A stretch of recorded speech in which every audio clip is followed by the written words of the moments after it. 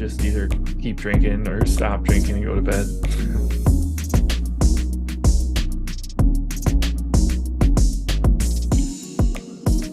And we are live. Welcome to the MLB Deeper Dive. It is Friday, July 28th. I am Josh Engelman. I am joined by Adam Scherer. We are brought to you by Sleeper. 14 games to talk about. Massive Friday slate. Lots of high-quality pitching options. This is going to be a fun one. I think it's kind of hard. Hitting is relatively flat in comparison to what we've seen in the pretty extremes over the past few weeks. I think that makes for a very interesting slate until I look at my own exposures and then realize that I'm playing the Oakland A's. Hit the like button, subscribe to the channel, hit the notification bell so you know when everything goes live. Follow us both on Twitter. Twitter handles below our bodies. Adam, what's up? Yeah, this slate's weird. Obviously a lot different than yesterday, but I think it's kind of fun. Like it's difficult to break. It's difficult to like talk about because it's just going to be a lot of like, yeah, this team's fine, that team's fine, this other team's fine. Also, the highest team in top stack percentage is at like 8%. So the fun part though is actually playing it and essentially being able to just really play whatever you want without having to worry too much about ownership. I really think that that's where it's at today. I can't picture a slate like this in a very long time where even with a Coors game, it is so aggressively flat in top stack odds where, like if you really like the 12th best team today, you can make a realistic case that like they should actually be fourth. If like you just have like a slight lean that way, because so many of these teams are separated by basically nothing, you could incrementally climb this list so quickly. It's different. And pitching is loaded. Yeah, it's like you said, like we have the Coors game, but you have, Colorado obviously who's not good, and then you have the A's who aren't good. So you don't have one of those teams like they're both good stacks, but they're not standing out as like, the far and away best. And then you have enough good pitching where, like sure, Kevin Gausman's the best pitcher on the slate, but it's not like he's facing the A's in Oakland while every other pitcher is garbage, and so he's going to be 60% owned or something. It's just you can kind of just do whatever you want. It's kind of fun. It's different. But I only like it. I only want this kind of slate when I run my stuff and I don't get the A's. Like there are so many opportunities today to get a relatively low owned team that is good. And that's just not happening for me. I'm getting the A's and the Rockies, and I immediately want to just like chug bleach because it doesn't feel good. Of the Sims video too. Oh God, it's just not fun, man. It's not fun at all. But we are going to break that down right now, if that works for you. Yeah, sounds good. Perfect. You know what? I should have brought a beer with me. That was the mistake, not getting back on the horse. Had like a couple lunch beers with the wife today. It was a good time. Bounced around, hit a couple bars, played some darts. It was a good time. I was going to tell Siege, show up. You don't want this smoke, but didn't work out for me that way. All Siege does is tweet about darts now. He's like meant like he was in Wilmington or something. Oh no! Although I really do wish that I could have talked to him when I saw him in Vegas, but I was in a bad way in Vegas. Oh, I don't even want to think about it. Takes me back to a much worse time. So now we will talk about the first game of today's slate. The Baltimore Orioles, who have absolutely no ties whatsoever to analytics, taking on the New York Yankees. Grayson Rodriguez on the hill for Baltimore. Garrett Cole going for the Yankees. 10% ownership to Grayson Rodriguez at 6,300. Garrett Cole, 8% owned at 11K. As weird as this sounds, I think it's a really easy answer. Which pitcher do you prefer? Grayson. Yeah, it's like the price tag difference is just staggering here. Yeah, and he's not getting much ownership, which is really interesting. Like, I understand why he's not getting a lot of ownership. You have Aaron Judge back for the Yankees. It's like a million degrees in Baltimore today. Really good hitting weather. But the thing I like here is, and there's, a lot of cheap stacks where you don't need the savings. But the thing I like is that you're getting limited ownership on Rodriguez. He also opens the door for you to get to those good offenses instead of like the A's and the Rockies. You can get to like the Dodgers against Brandon Williamson without sacrificing a lot in terms of strikeout upside. Like, are you sacrificing a little bit in terms of projection? Sure, he doesn't project as well as these pay-up guys, but he's got a 26% strikeout percentage for the year. He's looked very good in his two starts since coming back from the minor leagues, where they sent him back down to work on fastball command. He's faced the Dodgers and I believe Tampa, and been good in both starts. Kind of ran into trouble third time through the order both times, but other than that, hasn't had any problems. He's looked really good. So yeah, I like the upside you're getting. I like the lack of ownership. He was showing up as my highest owned pitcher in the Sims video earlier. Again, that can obviously change between earlier and lock, but if that were to happen in my actual lineups, I would have no issue with that whatsoever. Yeah, I think he looks like good given his price tag. I do not think that Garrett Cole looks good at 11K today. That's a tough sell for me. Yeah, Cole's tough because he's the most expensive pitcher on the slate. He has the 5th highest projection. So you can make the ownership case in tournaments, but then it just also goes back to what we were talking about at the top of the show, where you're just not going to have a lot of lineups where you're like, well, I really need to save ownership at pitcher here for this to be a good lineup. You're typically just going to be like, oh, well, I'll just roster somebody that projects better. So, like, clearly you get a high ceiling from him. He's a good strikeout pitcher, 27.6% strikeout percentage this year is 3rd highest on the slate behind Gossman and Mackenzie Gore, 3.67 xFIP, but it is a tough matchup. Good Orioles lineup, and again, really good hitting weather in Baltimore as well. I mean, I don't know how good Baltimore can possibly be. They're just piecing this together with no plan whatsoever. They don't look at any data at all. It just never happens. That said, it really is still difficult to want to go to Baltimore, even in a good hitting park, because it still is Garrett Cole on the opposite side. I like the idea of getting to both of these pitchers, but Cole's price makes it prohibitive. I don't mind getting to Baltimore, and I don't really mind getting to the Yankees either, but I don't think this is a great spot for hitting just based on matchup. Yeah, the matchup's tough for both sides. Rodriguez this year has had much more issues with left-handed bats. 411 expected WOBA, 276 expected ISO. But again, I don't expect that level of production to continue by any stretch. You're talking about one of the best pitching prospects in baseball, has a good changeup that you can use to neutralize opposite-handed hitters. So certainly don't expect him to continue having that level of struggle. May or may not see splits at all from him, but you also just don't have much in the way of left-handed power here. You know, you have Rizzo, who hasn't hit for much power recently, but obviously is a good hitter. You have Billy McKinney from the left side. That's about it. Aaron Judge being back obviously makes the Yankees more appealing, makes their lineup a lot more just interesting to get to. He's first in home run percentage in the top batters tool today, which isn't really surprising, but they're just one of many, middle of the road stacks. 4% chance of being the top stack, 3% projected ownership. I don't mind getting to them. I don't mind if I don't get to them. And then on the other side, clearly a tough matchup against Garrett Cole, even though he's not a great DFS play today. He's not somebody you're going out of your way to roster hitters against. 159 expected ISO to lefties, 139 to righties. Nothing that stands out there. That being said, if you're getting to some Gunnar Henderson, some Adley Rutschman, I mean, Henderson is always going to be one of the highest upside shortstops. Rutschman's always one of the highest upside catchers. The bottom or middle, the rest of the order really is cheap because you don't have Cedric Mullins. So Santander is 4,400. Everyone else on DraftKings is 3,900 or below. So you're getting plenty of upside for the salary, but it's still a tough spot. They're 4th from the bottom in top stack percentage. Retirement for Udonis Haslem. Kind of sad. Man, just saw the tweet go by. He's 20 years, man. 20 years. Craziness. He listed his accomplishments, which is this is where it really gets wild. Undrafted to a 3-time champion. Obviously, kudos on that one.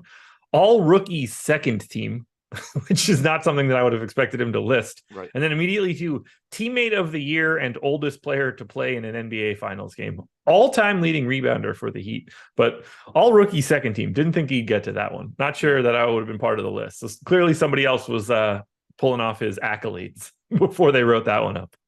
Yeah. Oh, man. Rank the game? In terms of my expected exposures, probably Rodriguez, Yankees, Cole, Orioles. Yeah, I think that's fair. Cole's just so tough at 11K, and Rodriguez is just not priced correctly at 6,300. I really hope this isn't another spot where Rodriguez projects for 7% ownership and everyone just jams him in, like we saw yesterday with the Nats. I mean, in theory, that makes sense to me. I feel like he's just on a completely different level than everything else that's around him. Yeah, the thing that makes me think that maybe that won't happen is just that there are so many cheap bats and there are so many good pitchers to get to that it makes sense that people wouldn't necessarily be going to Rodriguez against the Yankees team with a 4.5 implied run total. Yeah. So the slate size helps, but Like if I had, yesterday the problem obviously was the Nats, both Josiah Gray and the Nats. Like anybody using ownership in their process just ended up jamming in the Nats, and it made them 3 times as popular as they were projected to be. You don't have that level of concern on a slate of this size, but if I had to point to like one spot in this game and say like this might be like half of where he ends up, it would be Rodriguez. Agreed. All right, we're heading to Pirates and Phillies. 3.7 run implied total for the Pirates, 4.7 for the Phillies. Mitch Keller going for Pittsburgh, Zach Wheeler going for Philadelphia. Another really good pitching matchup. 9,600 for Keller, unowned. 9,800 for Wheeler, 22% owned. Now, I do obviously think that Zach Wheeler should be pulling more ownership than Mitch Keller in this spot. I don't really feel like Zach Wheeler should be 22% owned today. Am I crazy? No, I think he's fine. We do have weather concerns in this game. This looks like the game that has the biggest issue. It's supposed to rain for basically the entirety of the game. So yeah, we'll have to wait and see, are they going to wait 3 hours to play, or are they just going to say screw it? But if weather cooperates and the game works out, it's basically a league average offense against right-handed pitching. It's a nice park upgrade for Wheeler. 20 to 21% ownership, 13.5% chance of being a top 2 pitcher. He's good, and he's relatively inexpensive at 9,400 or 9,800 rather. 27% K percentage, doesn't walk a lot of guys. 3.47 xFIP. I think he's pretty much like correctly owned. Okay. It just feels a little like I look at our top pitcher tool. I look at my top pitcher odds. It feels like a hair high. Nothing too crazy, but I just don't really know where I'd go with it. Like I don't love. Like I like a lot of the top pitchers, but like I don't necessarily think Logan Webb should be getting more than 15% ownership. I don't necessarily think Musgrove should be getting more than 22%. I don't necessarily think Cole should be getting more than 8%. Yeah, it's just one of those things where like any extreme on a slate like this feels weird outside of maybe like Gossman, who's just on a completely different level of pitching than even Wheeler to this degree. Like when I say that's too much, 22 should be 17 to me or something like that. So it's very incremental. Can you justify getting to Keller here? I think it's other really than as a pivot. What? Other than just like as a direct, honestly, like a direct pivot to Wheeler. Yeah, no, I mean, I think it's really difficult just because you have so many guys in that price range. It would be a little bit different if, you just had Zach Wheeler, or you just had Max Scherzer and Keller wasn't getting any ownership, but needing him to beat, all of Gossman, Scherzer, Wheeler, Webb, Musgrove, kind of asking for a lot here. Yeah, I don't have anything really else to add. Like he's good. He's just not as good a strikeout pitcher as those guys. Right. He's too expensive for today. Right. Like if he were 8,600, it would open him up to like functionality here. I don't think he would be all that great to begin with at that price tag, but like he's overpriced for what today is. Right. And also, it's not like it's a great matchup with Philly. No, not so much. I assume we're going to talk about the Phillies, if anything, just because 1, they're not facing Zach Wheeler, and 2, they're better than the Pirates. So do you have any interest in the Phillies bats here against Keller? Assuming the game goes, they're okay. Like they're a good offense, but it is a park downgrade for them. Keller is a good pitcher, 3.7 xFIP, 152 expected ISO to lefties, 128 to righties. I don't think there's like much that stands out in the way of like, this is a really good matchup for so-and-so. It's more so like Kyle Schwarber's good and he's only 4,600. Bryce Harper obviously is good. Castellanos, Turner, like they have good high upside players, but so you can certainly bet on the talent, but it's not one of the spots that like I'm actively looking to get to. Yeah, I don't have much of anybody here. 2% of Schwarber is the most that I got to anything. I oddly enough have 3% of 2 different Pirates bats, but that's not me advocating for the Pirates. I don't have the opposite side of this one either. This is a park that absolutely eliminates right-handed power, and it's not like it's all that great for anybody else after that. I don't really have much justification to get to the Pittsburgh Pirates with a 3.7 run implied total in a matchup against Zach Wheeler. Anything for Pittsburgh? No. I mean, yeah. Like Jack Sawinski's good and he's cheap. Henry Davis is cheap, but like on this slate, no. This is really like a shit slate for content. Yeah, it's so tough to talk about a lot of these spots. Yeah. So it is kind of nice that I'm mostly uninterested in this game, considering the weather. I do wish that Wheeler were like a different pitcher that I didn't care about. Yeah. There's no such thing as a basketball slate that could look like this.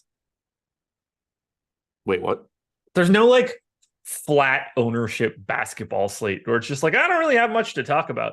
This is just on a completely different level of normal baseball slates. Yeah, I mean, you normally have at least one like obvious, this is a spot that like everybody like knows is like the core tenet of a like a cash lineup.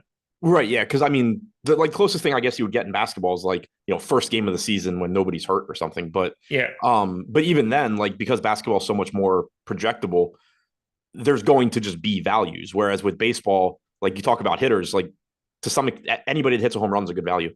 Yeah.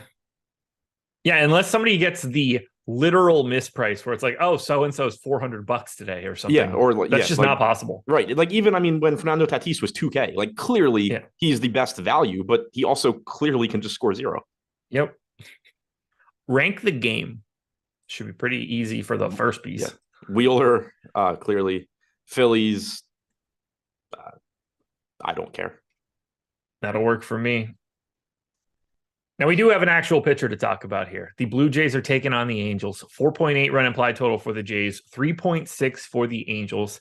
It's $10,800 to roster Kevin Gausman, who is 30% owned. It is $9,600 to roster newly minted Angel Lucas Giolito, who is unowned as of this moment. Let's start with Kevin Gausman. 30% ownership here against the Angels. Fantastic strikeout matchup. Park is good, and it's basically neutral. Plays up righty power, nukes lefty power, neutral for runs. Is it just one of those days where it's like, yeah, Kevin Gausman should be 30% owned? He might be the best pitcher in baseball. Yeah, and for what it's worth, it's not playing up any power this year. Okay. We had this conversation. Yeah, they changed the dimensions. Who knows if it continues that way? But 94 home run park factor for righties, 93 for lefties. The other nice thing here is that it's inside. I mean, so many of these outdoor games, it's horrible weather to pitch in. So getting this one inside is nice. Arguably the best starting pitcher in baseball. Certainly the most talented pitcher on today's slate. 32.9% K percentage, 2.91 xFIP. Good strikeout matchup, like you said. Dangerous spot. 114 WRC plus on their active roster against right-handed pitching. A lot of that is simply Shohei Ohtani being insanely good and pulling up everything else. But happy to get the Gausman. The salary is obviously somewhat prohibitive, but also you just have so many value bats on a slate of this size that it's not that big of a deal. It's unrelated to baseball, but I saw most recent 2 messages: UFOs, hybrid aliens. Have you paid attention to the alien situation going on? I have not. I don't pay attention to anything. Well, you pay attention to a lot more than I do. So, but I guess aliens is probably more my wheelhouse. With aliens is you and Waffy. So anything not sports related, I don't know what's happening. They're alleging that after recovering some sort of craft, they found non-human biologics as the driver of said ship, which is all I want to do is know more about that. You said ship, as in like whatever device was recovered, they found non-human biologics inside. That's interesting. Allegedly. We should talk about that. That should be on every news story everywhere. Like, we should just only be talking about that. I don't know why we don't, but we should. That's more interesting than everything that happens. But we're going to talk 100%. About ridiculous dumb shit as a society. I know that you've seen this one because we got a little bit of time to buy. What did you think of what happened when they unplugged Mitch McConnell's controller? I haven't seen it. Really? Like, I know what happened. I haven't watched it. You need to go out of your way to watch this, by the way. This is one that when we get further along in the show, if I know that we have time, I'm going to make you watch it for 30 seconds on the show. This man shut off in the middle of speaking. I've seen it posted. I knew what happened just from people talking about it, but I haven't actually watched it. If it gets to me, I know how extreme it is. And I watched that and I was just like, wow, that dude very clearly had a stroke in the middle of speaking. And we're going to pretend like he didn't for reasons, I guess. Well, anyway, that's Kevin Gausman. Lucas Giolito is 9,600, pitching for his new team today in Toronto. Anything here at no ownership? Pretty tough to want to get there. I think it's kind of similar to like Mitch Keller. tough strikeout matchup against the Jays. Obviously, a very good offense. The park works in his favor, but 5 implied run total. I think it's really difficult to get the Giolito. He's projected for no ownership right now, 8% chance of being a top 2 pitcher. Outside of just randomly showing up in a lineup here or there, I don't really see it. Yeah, I don't need it. So I guess we need to talk, if anything, about Blue Jays bats. Unless you want to just roster Shohei Ohtani, who is probably good to hit a home run no matter what is happening and no matter who he is facing. He's incredible. Yep. Yesterday is legitimately like one of the greatest baseball performances in a day ever, if not the best. Yeah, without a doubt. Surely that stuff happened back in like 1920 or whatever, but we're obviously talking about a very different game. Did it though? Part of the legend of Babe Ruth was him being a pitcher and hitter. So it wasn't even common back then. I'm not saying it was common, but back then, you had guys that can do both or that did both things, but it was the same way that football players could play both ways back in the day. And it's just, you did it because you didn't have enough bodies to really make that good. It's insane. It's so insane. I was explaining it to my dad earlier today. I was like, Dad, he went out there and threw a complete game 1 hitter and then hit 2 dongs in the second game and could have done more, but I think he was just tired and sore. Yeah. So I had to, tweaked his back a little bit and came out. Right.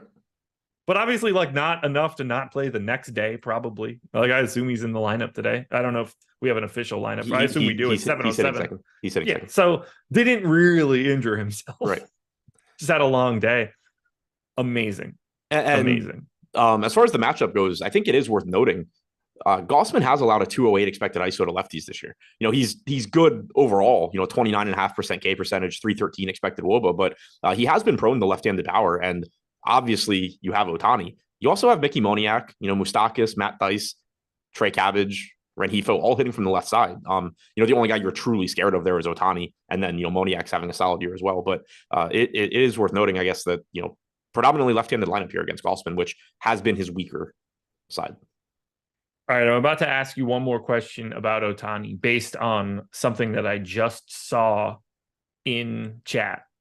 Would you rather have peak Ohtani or peak Bonds? That's a really good one. Because this season, if he just continues to play the way that he's playing this year, he's going to put up a WAR total, pitching plus hitting, that is comparable to the 12.5 that Bonds hung for back-to-back years. It's crazy to me that he's having this kind of hitting season, and it takes a Cy Young pitching season to run down Bonds. Right, yeah. That's obviously the insane part. But, I guess I would lean Ohtani just because of the pitching being, obviously valuable. But, yeah, that's a really good question. Bonds hitter over Ohtani hitter for sure. Oh, no one can ever say the opposite of that. Yeah. For any player ever that you want to pick anywhere of anything, it's Bonds first, no one second. Whoever the hell else you want to pick, it can come in third.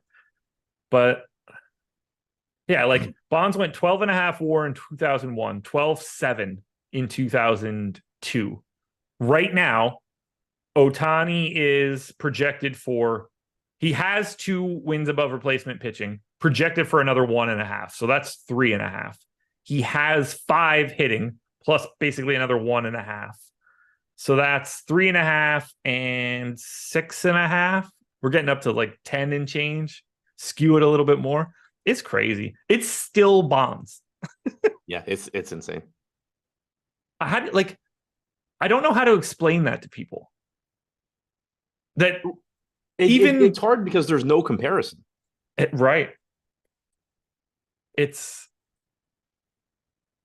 Devin, the roster spot is not as valuable as it seems. I know that sounds ridiculous. I would have to railroad this show. Yeah, dig into Tango Tiger to explain it. I'll say he put out a really good thread on it, and it still doesn't make sense to me, but I also know that he's right. Yeah, that's exactly. It is hard for me to grasp, but I'm in no position to tell that man he's wrong because he is one of the founding fathers of everything that everybody does in baseball to analyze people. So, although Bill James is an idiot, so Sure, but he's too early. And not like I think he got high on his own supply a little bit too. Yeah. As the like true first dude. Because Tango's not publicly available to most people. Like nobody knows what teams he's ever worked for or anything. Like it's out there if you follow him, but like there's no Bill James became like a guy that would be talked about on ESPN. Tom Tango is not that guy. Rank the Blue Jays Angels game. I don't think we have anything else to add here, unless you're like a really big Blue Jays guy. I'm a little bit higher on them, and there's clearly power potential, but I'm not like going crazy here. Yeah, there's obvious power upside. It's another 3% top stack team. If you want to bet on the talent, sure. On the other side, if you want to get to Ohtani, by all means, but not easy to get to the offenses here. As far as splits go for Giolito, he has had issues with left-handed power this year, if I remember correctly. I'm pulling it up now, but 238 expected ISO to lefties, 172 to righties. So hasn't been great at limiting right-handed power, but has been more home run prone to lefties. You do have Brandon Belt, 3,200 hitting third as a value option. That's somewhat interesting. All righty. Well, we shall keep this one moving. White Sox and Guardians. 4.6 run implied total for the White Sox. 5.3 for the Guardians. Touki Toussaint and Xavier Curry. Neither pitcher getting owned. Did I import this incorrectly? Is Curry really 9K today? He is. I'm going to let you guys know a little secret. If you purposely put Curry in your lineup today at 9K, you will never be a winning DFS player. That might be the most ridiculous thing that anybody could ever do ever. It's worse than the Kevin Herter $9,500 day. Yeah. No, because without question. Kevin Herter could, in theory, just go make 10 3-pointers. And I think he actually did something close to that in that game. But he's a guy that's going to go play 30 minutes. Like it puts it in, like, I guess Curry can strike out everybody. Like if we're going to do it like this. Yeah, but even if he's not even that guy in his profile. He pitched one inning last time out. Yeah. Even if he strikes everybody out. I mean, he pitched 3 in the 2 appearances before that, but like. I don't know how much I would want if he were $900, not 9,000. Yeah, you still wouldn't play him on this slate. Okay, so we're not rostering pitchers here, right? You don't have anything to add for Toussaint other than he's like an actual value play, but not one you want. Right. He's one of those guys that's underpriced because he's 5,100. He's not like he's got good stuff. He's a former really good prospect for Atlanta who never completely materialized, has always had walk issues, but doesn't give up a lot of power. Very limited sample so far this year. He's striking out 28% of righties, 13% of lefties, but righties have a sub 100 expected ISO, 147 to lefties. If you go back to the start of 2021 to get a bigger sample size, still 112 expected ISO to righties, 28% K percentage, 180 expected ISO to lefties, 14.5% K percentage. He's certainly playable in the sense that like he can just give you a good enough start to be worth it at 5,100. But if I'm paying down, I certainly prefer going to Grayson for 1,200 more. Xavier Curry priced like Steph Curry today. I mean, 9K is really like a Steph Curry price tag. That's the Steph Curry price tag that I can get to. When he gets to like 10-4 and everybody's still jerking themselves off over Steph, and it's like, he doesn't do this normally. Right. Bats here. We got to talk about Cleveland. Second in ownership, third in top stack, third in top value, third in stack score. They've got a really big run total. Touki Toussaint is not all that interesting. Do you want to get to Cleveland? Because to me, they feel about right from an ownership perspective. Yeah, they're fine. It's a good park for power. I still don't love the matchup just because Toussaint is generally decent at limiting power and the Guardians don't really have it. But the pricing's nice. The only guy that's truly expensive is Ramirez at 5,800, and obviously that's warranted. Naylor's got power at 4,400. Everybody else doesn't, but it's still a good park, and pricing's reasonable. 4K Jimenez, 2,900 Bell if you don't go Naylor. So I think they're going a little bit overowned, but I don't think it's overly problematic. 7% chance of being the top stack, 10.5% ownership, 8.2 stack score. They're fine.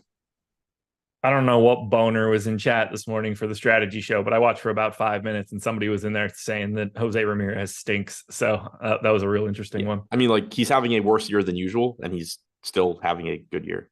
128 WRC plus, the 8th straight year that he is at 108 or higher, all very above average for a hitter. Yeah. So, yeah. And also, as far as the Cleveland ownership goes, it is skewed a little bit because Ramirez is getting 16%, Jimenez is getting 14%. Everybody else is 9 or below. So it does go back to that conversation at the top of the show where even the most popular teams aren't problematic. Any interest in the White Sox against Xavier?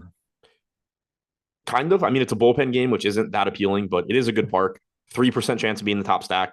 3% projected ownership. Feels like every other team on the slate.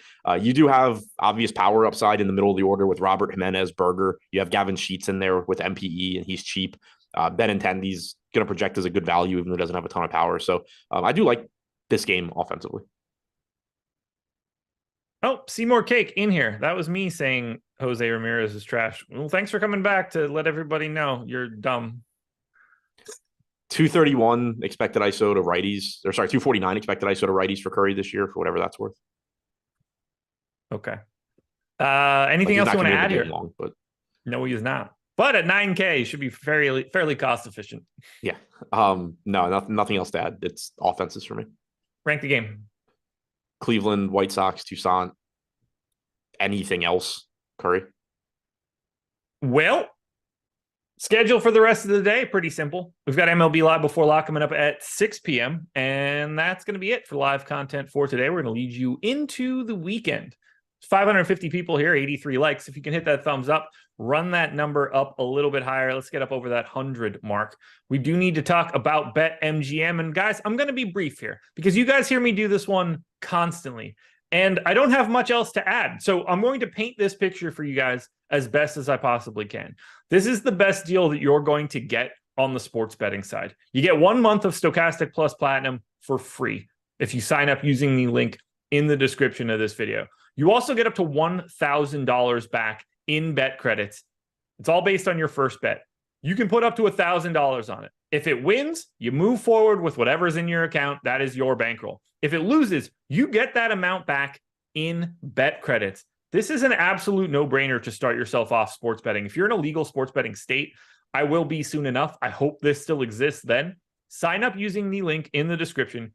You're going to get the ability to start off with a massive bankroll. Now, that first bet is what drives everything. If you put down 100, you'll get 100 back in bet credits if it loses. 200 is 200. 500 is 500. That's what you're looking for if you use the link in the description of this video. So the legal age for gambling in most states is 21 or over. If you or someone you know has a gambling problem, please call 1-800-GAMBLER. Moving it on. Mets and Nats, 4.9 run implied total for the Mets, 3.7 for the Nats. Max Scherzer and Mackenzie Gore, 9,400 for Scherzer at 27% owned. 5% ownership going to Mackenzie Gore at 7,300. Is Gore just sort of like a different version of Grayson Rodriguez? Yeah, he was my second highest owned pitcher in the Sims video. So the same thing, that applies to Grayson. Like if Gore doesn't end up being my second highest owned pitcher, I'm perfectly fine with that. It is a scary spot. It's hot in New York. The Mets have a 5-run implied total. They're not an easy matchup, but Mackenzie Gore is $7,300, getting like 5% ownership, and has the second highest strikeout percentage on the slate at 28%, 3.73 xFIP.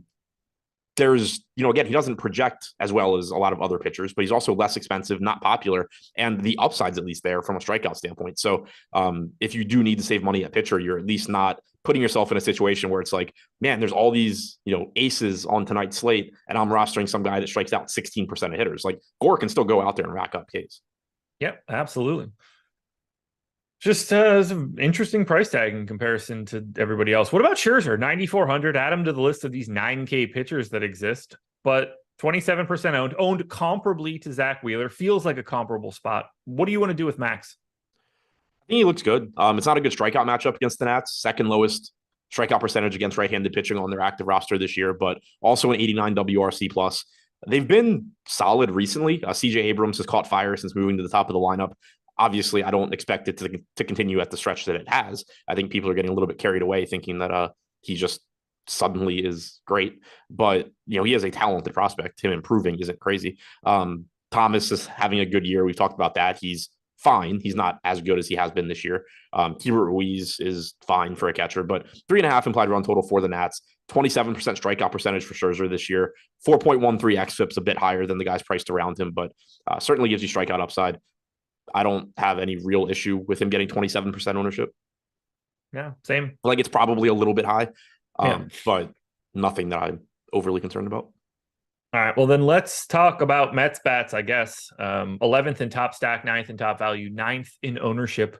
Is this a stack you want to get to? Because it's not for me. Doesn't seem that appealing to me. 3.5% chance of being the top stack. I mean, they have good hitters, which is nice. Gore's allowed a 183 expected ISO to righties, 198 to lefties. So he does give up some power. Alonso at 4,900 looks pretty good. Pham's batting cleanup at 3,300, which is nice. I wish Francisco Alvarez were hitting higher in the order, but he's still a high upside catcher option. So I guess the appeal, I guess they are relatively appealing to me just because like you have the good hitters at the top and then you just have so many cheap guys. You know, Kana's 2,900, Vientos is 2,500. You can't play Vientos and Alonso together on DraftKings, but there are some value bets here. Yeah, it's just another team to add to the list of like, yep, they're fine. Yep. Which sucks. The Nats are not fine, though. There's no justification there, right? Not really. I mean, the only thing with the Nats is they're sort of KC-ish, where you get a high upside shortstop in Abrams, you get a high upside catcher, relatively high upside catcher in Ruiz, and that's just always going to make a team look better. But they're certainly towards the bottom of things I want to do today. All-star caliber third baseman in Candelario. Of course. Rank the game. Scherzer, Mets. Scherzer, Gore. I don't know. Gore or the Mets. Nats last. Okay. Scherzer first, Nats last, no matter what. Do what you want with the other two. I think as like with the Mets and Gore, to me, it's kind of like, what question are you asking? Like the Mets probably project a little bit better, but like I think there's a good chance I get to more Gore. Sure. My Atlanta Braves are taking on the Brewers. I'm about to say something out loud that I don't know if it's true. Yanni Chirinos is going for the Braves, which I have clearly missed until this moment. Adrian Hauser. Yeah, he. I learned this morning he was on the Braves. I just assumed that I typed that shit in correctly. Yeah. Anyway, Hauser on the opposite side, who is playing the role of Yanni Chirinos for the Brewers. Neither guy getting any ownership. Neither guy should, as far as I'm concerned. No, I don't see any reason to get to pitching here. All right. Well, then let's go to the Braves, because obviously for rostering one of these teams, it's Atlanta. 5th in top stack, 26th in top value, middle of the pack in ownership. Honestly, if we want to describe this a little bit better, unowned except for Ronald Acuna. So 3 6K bats, which outside of a Coors game or like a ballpark type game, I don't think that I've ever seen this before. Do you want to go to Atlanta? Can you justify going to Atlanta? How much do you want to go to Atlanta and then also get Grayson Rodriguez or Mackenzie Gore? Or right. Both? So that's kind of what I was doing while you talked. The problem with Atlanta, they are nearly impossible to 5-man stack, at least with the best hitters. Like you can use, the 6 through 9, Ozuna, Rosario, Arcia, and Harris. Use a couple of those guys instead of the top guys, and you can get a stack done. But if you take 1 through 5, Acuna, Albies, Riley, Olsen, Murphy, and then you put in Grayson Rodriguez and Mackenzie Gore, you still have $2,033 on DraftKings per position. So like you can't do it unless like you're getting Touki Toussaint instead of Mackenzie Gore or something. Yeah. So it's really, really, really tough to get that full stack. But even if you go Grayson and Toussaint with those 5 Braves, you still only have $2,766 per position left. So it's nearly like truly impossible to 5-man stack the best part of the Braves. But obviously, you can just change some of those, turn, $6,400 Olsen into $3,700 Rosario, and you can still get those stacks, but you can't get the part you really want. I love them as a 2-man, 3-man though. They just fit in great. Like you said, nobody's getting ownership really outside of Acuna. Albies is next highest at 4.5%. It's not like it's not really a bad matchup against Hauser. He is good at limiting power, only a 130 expected ISO to righties, 151 to lefties. But like I was saying with Lofty this morning, there is an argument that a pitcher like Hauser that doesn't miss a lot of bats and doesn't give up a lot of power, like he's obviously good at keeping the ball on the ground, controlling the quality of contact against him. But when you're talking about a team like Atlanta, and your game plan is to just let Ronald Acuna and Matt Olson and these guys hit the ball, like, I don't like your chances of that working. I don't care how good you are at controlling contact. Can you picture pricing like this at the top of that order? What? Other than like back in the day when like like a Coors game got priced appropriately. Yeah, I was gonna say like when they used to treat Coors like Coors. Yeah. 6,600, 6,400, and 6K, 3 of the top 4 guys, and we're playing in Atlanta, which is a hitter's park, but like not that kind of hitter's park. What the hell would these guys be priced if this shit was in Cincinnati? Right. The same. Probably. Well, yes. What should they be priced? Sorry. Brian just asked a question. Is Acuna's price justified? Yes. Yeah. No disagreements there. Like, if someone has to be the most expensive hitter in baseball, it's probably Acuna. You don't want to start having a conversation about Ohtani or whatever, that's fine. But the stolen bases for Acuna really changes the game. Right, I was going to say, that's the difference. 161 WRC plus and 48 stolen bases. Yeah. That really changes the game. For what stolen bases are worth in DFS, it just really changes the game. So, like, yeah, if you're ever going to get a hitter to that price tag, Ronald Acuna's baseline stats are what is going to get you there. Now, if we want to start talking about bonds again, maybe that's how you get to 7K. But right. Brewers bats here against Chirinos. Like, obviously he's got a good spot, and they've got a good spot against Chirinos. The park will work. Do you want to go here? I mean, they're ranking as a middle of the pack team. I don't know how to speak about that. Yeah, they're another middle of the pack team. I will say that in the Sims video earlier, it worked out that my top 2 lineups were both 5-man Milwaukee stacks. But again, that's not indicative of like the Brewers being great. It's just that's kind of randomly how it worked out. They are fine. Chirinos has struggled this year. 236 expected ISO to lefties, only a 10.5% K percentage, 210 to righties with a 13% K percentage. Yelich, Contreras, Adames is where obviously you want to get to. But then you do get value. You have Sal Frelick batting cleanup despite not having a ton of power. He's 3,400.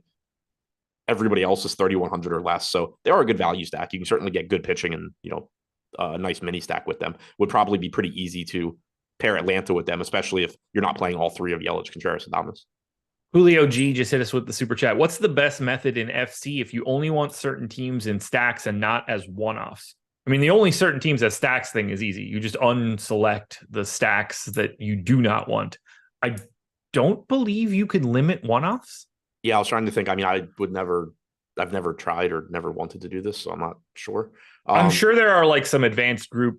Yeah, I'll say you would probably have to like say if if Ronald Acuna at least 4 of his teammates, and do that for like every Brave, or whatever. Yeah. Limiting the stacks is easy in advanced options. You can just unselect those guys. But I also wouldn't recommend this. I imagine that will run at a snail's pace. Yeah, I was going to say, 1, it's just not something I can think of like really why I'd want to do it. But 2, it's probably going to slow it down. Actually, the only time I guess the stack piece is okay. It's the limiting one-off piece that is an impossible task to me. Yeah. Yeah, the only time, as far as the limiting one-offs goes, the only times I've ever wanted or tried to do that is in a game with rain, where like it's a really risky game to play. So I don't really want like a bunch of, let's say it's going to rain in a Cleveland game. I don't want a bunch of just Jose Ramirez one-offs getting rained out. I'd rather be like, okay, I'll play Cleveland stacks where they're all together, but I don't want to ruin all of my lineups. Right. Yeah. If you're looking at it like that, I think trying to control the one-offs is going to create more problems than you want. Limiting the stacks is going to make things better for you in terms of like speed at the very least. Rank the Braves game. Braves, if you can get them. Brewers, I have no idea. Chirinos, Hauser. This might be one of the first times that I've ever looked at a hitting situation, especially on a 14-game slate. I was just like, how the hell do I roster these guys? Yeah. But also that's been the case for Atlanta for a while, and you've still just been jamming them in somehow. Also true. The Royals have a 4.4 run implied total. The Twins have a 5.6 run implied total. Brady Singer and Sonny Gray going here. 6,400 for Singer, 9,300 for Gray. So add him to the list of those 9K pitchers. Both guys unowned. Do you expect to get to your boy Sonny Gray or to a Royals pitcher? I don't mind the idea of Sonny Gray. He wasn't showing up much in anything I did earlier today, though, so I'm thinking the answer is probably that I won't. It is a nice spot against KC. It is also very, very good hitting weather. 98 degrees, wind blowing out, 4.4 implied run total for KC, mostly for that reason, I assume. So, like, Sonny Gray is good, and he's not getting any ownership. He's got a good matchup, but he kind of falls into that, like, Mitch Keller range on this slate where it's just tough to get there. And then Brady Singer, good strikeout matchup, decent pitcher. Strikeout numbers are down this year, 18.8% K percentage, 4.36 xFIP. So the run prevention's been okay. He has a 5.5 ERA. He's been unlucky in terms of preventing runs. He should be okay. Strikeout stuff hasn't been great. Obviously, the Twins give you strikeouts, but the weather and the amount of power the Twins have is certainly concerning. Let's talk bats here. Number one in top stack, number one in top value, number one in ownership, the Minnesota Twins. I don't have the same sort of upside thought process on Minnesota. Still look a really good stack, but I don't have them first. The value to me is the clear piece that's interesting to me from Minnesota. First four hitters are the ones that are really getting it, and Correa should.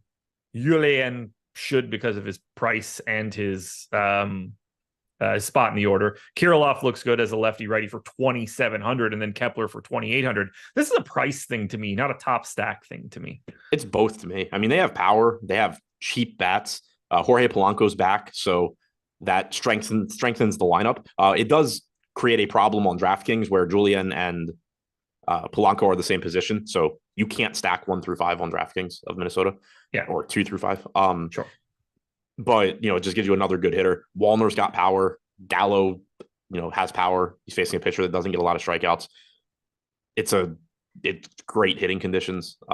They look really good to me. The only negative I have is that I don't think, like I said earlier, Singer isn't as bad as his surface numbers this year suggest, but he has still allowed a 195 expected ISO to lefties, 364 expected WOBA, and you're just getting a bunch of lefties with power. My only issue is just that the park just crushes power. No matter how good right. Well, it says that's what I wanted to say. I think the weather neutralizes this. I don't think it makes it good. I think it makes it average.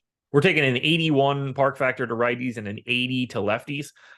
I have a hard time saying that the weather's going to make it much more than 20% for power to both.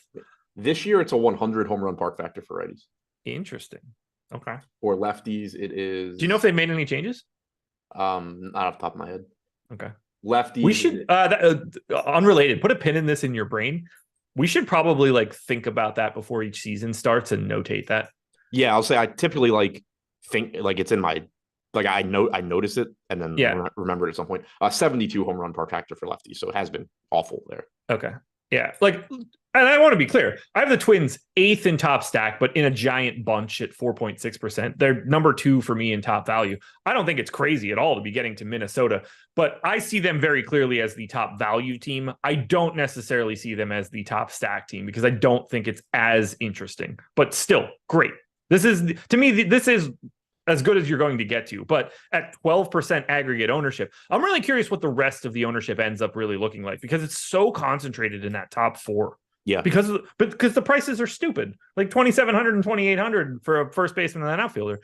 It just looks good, right? Yeah, and in the Sims video earlier, I got to 10% 5-man stacks, so I was pretty much just around the field there. Yeah, I don't think that's crazy at all. But I think I also have a lot more respect for Brady Singer than what he seems to be getting. Although maybe I should be taking a lot more into consideration based on this run total because. The run total doesn't seem to give a shit about what I'm saying. Yeah, I think that speaks to the weather. Yeah. The glaring one to me is 4.4 for KC against Gray. Yeah, that makes sense. That is higher than it should be. I mean, it's 98 degrees at 8 p.m. Right. What is happening in Kansas City? What do you mean? Is there a reason it's hot there? Obviously, I understand how stupid that sounds, but that is not a place that you look at on a map and think, well, that's a hotbed for where the sun points. It gets hot as shit in the summer. Sure. But it's north of me right now. It's north of Miami and LA and Like, yeah, I mean, I don't know. Like, this is just dead. Like, what about the center of the United States is like corralling the sunlight? yeah, I have no idea. But I know St. Louis in the summer is miserable also. Right. Like, my question is like, I just don't like, I've never been there. I don't know anything about it. I don't know if there's like anything where it's just like, oh, there's water off a lake and somehow that makes the temperature higher or whatever. Cause that just seems crazy to me in the middle of the country. Yeah. I mean, like my assumption is that it has something to do with there not being water and it just being flat. Like, yeah. Okay. Yeah. Like, I don't know dick about right. But yeah, temperature. If you knew, it was like, that's all I wanted to know. Cause I wouldn't expect, cause you don't hear about that. I feel like anywhere else in the middle of the country. Yeah, I mean, I guess that's why I kind of like gave you the blank stare on the question was having lived out there. It's just like, yeah, that's how it is. Yeah. Like, I don't think in my mind, I've never had anybody be like, yo, Nashville gets up to 100 at 9 o'clock at night. Right. And like, I'm not saying that these places are like next to each other, but they're more next to each other than some of the hot places that I normally talk about. I don't know. That's just weird to me. John Browning. I'm from Kansas City and it literally feels like hell's porch out here. Yeah, I don't know dick about Kansas City. I don't know anything about the middle of the country, honestly. Where cities are and their proximity to each other, I just don't. I can't wrap my head around it. Yeah. I've never been to Kansas City. All I know is it's a few hours west of St. Louis. Sure. I don't know why. Yeah, like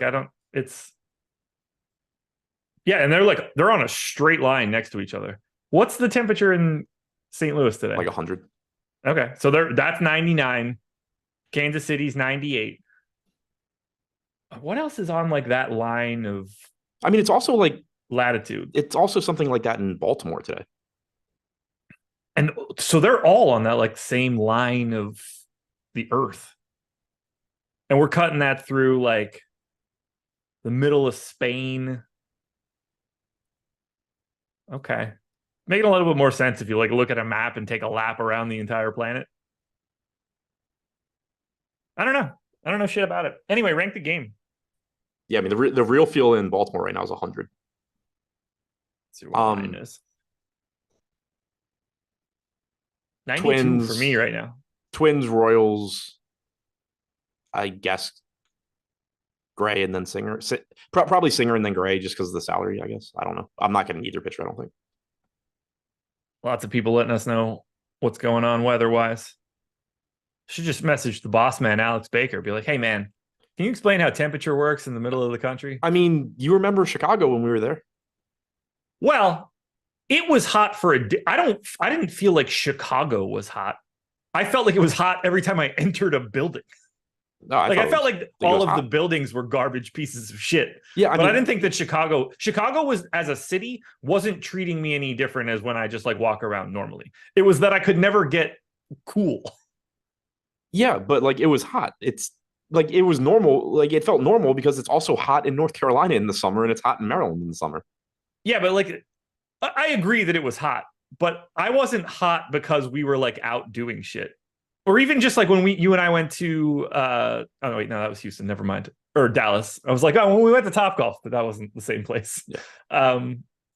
Yeah, to me it was only hot because no one seemed to understand that they made air conditioning happen. So yeah, that didn't help, but like it was hot. I don't feel like we would have thought it was as hot if that golf simulator place had air conditioning. Well, yeah, that's how air conditioning works, but it's not that it wasn't hot. It was that you're not supposed to be that hot inside, but it was still hot. Also true. There's no reprieve, and that was the problem. Chicago sucks. That's why I guess that's the moral of the story. Understand, guys, you can make the air cold with technology now. You don't have to use fans like it's whatever whenever fans came about. I mean, I know the guy that probably came up with the fan feels pretty good about it, but whoever came up with the air conditioning, much better guy. Anyway, you know what's better? Okay, we're talking all about this stuff right now. Air conditioning is like Sleeper, the presenting sponsor of this show. It's the best thing that you can get to. $100 first deposit bonus. So put in 100, get matched with 100. You can win up to 100x your payout. That's the biggest of any of the pick'em sites that exist. And they have dynamic payouts. So it's not just even action on both sides of a prop like you see at some of the other sites. you might get 2x or 3x or 4x on one of the sides. That's how you can build up the big 100x payouts. Appreciate that, dude shout. It was a terrible transition, but I'll do what I can do. You can get up to $100 as long as you click the link in the description. I got something even better for you. There's a free square going on tonight. It's not like 100% free, but it's as close to free is going to get. Over under 0.5 strikeouts for Joe Musgrove. Adam, how often do you think Joe Musgrove misses that one? Misses what? The line is set at 0.5 strikeouts. It's the free square, but yeah, 5%? Yeah, I was gonna say 5%. Okay. So you can use that free square. It's certainly going to make your life a little bit easier. You get a deposit bonus and you have the ability to 100x your money if you make the right plays. Click the link in the description if you can. Minimum deposit is going to be $20. Thank you to Sleeper for being the sponsor here today. Alrighty, we're going to keep it moving now. Halfway through this slate, we're going to pick up the pace. Astros and Rays, 4.1 run implied total for the Astros, 4.4 for the Rays. Christian Javier, 8% owned at 8,600. Shane McClanahan, unowned at 10,400. How do you feel about Javier, I guess, who seems to be the easier guy to get to? Yeah, not super interested in either one. Javier's just not a very good pitcher. Salaries come down a bit, but he had been pretty overpriced for a lot of the season. Not a good matchup against Tampa Bay. 22% K percentage this year, 5.04 xFIP. 8% ownership, I guess, is fine. This game is inside, which is nice. But nothing that makes me really like him. And I think it's very difficult to get to McClanahan in the spot at 10-4. I agree. I do think Javier is at least mildly interesting just because of the price tag. 8% top pitcher, 5% top value, though. Maybe I'm more wrong, but he does tend to be a guy that I get to a little bit more, which I don't enjoy. Yeah. I think Tampa's really interesting as a stack. Well, I'm excited to have that conversation because we have them 14th in top stack. I have them 5th. This is a team I'm getting to at no ownership whatsoever. I have 16 5-man Rays stacks, so talk to me. Yeah, it's not good hitting conditions, which obviously hurts, but Javier's only struck lefties out 15.8% of the time this year, 196 expected ISO. The strikeout percentage against righties is like 30.5%. So massive strikeout splits there. Wander Franco, Luke Raley, Brandon Lau, Josh Lowe, those guys are all going to look good from the left side. And then even though Javier has been much better at striking righties out, he's still allowed a 246 expected ISO. So, I don't think you're just ignoring Yandy Diaz or Randy Arozarena or Isaac Paredes, Jose Siri. Lofty and I were talking about this morning. How many home runs do you think Jose Siri has this year? I don't know, man. Can I ask Siri? I have no idea. It's like 22. No idea. Wait, really? Yeah. I don't think that. I think today is the first day we've said his name. He has like a on any show that I've done. He has like a 300 ISO. I can promise you I've never said his name this year. Yeah. He has a 309 ISO, 121 WRC plus, 20 home runs. So he just only hits home runs. Yeah. He has a 316 expected WOBA and a 309 ISO. He has 23 singles and 20 homers. He's got 31 non-homer hits and 20 homers. Yeah. So my point here is just there's power throughout this entire lineup. Again, like it does look relatively worse because of how hot the weather is in all of these outdoor games, but at no ownership, they are still pretty interesting to me. Any interest in the Astros against McClanahan other than the fact that they just have good people on the team? Yeah, they're good, but on a slate of this size, it's going to be pretty tough to get there. Also, we're just as an aside, that doesn't matter a ton. Probably won't have this lineup when the slate starts. Martin Maldonado is sick, and they said they're not releasing their lineup until after he sees the doctor. So, rank the game. Javier, Rays, McClanahan, Astros.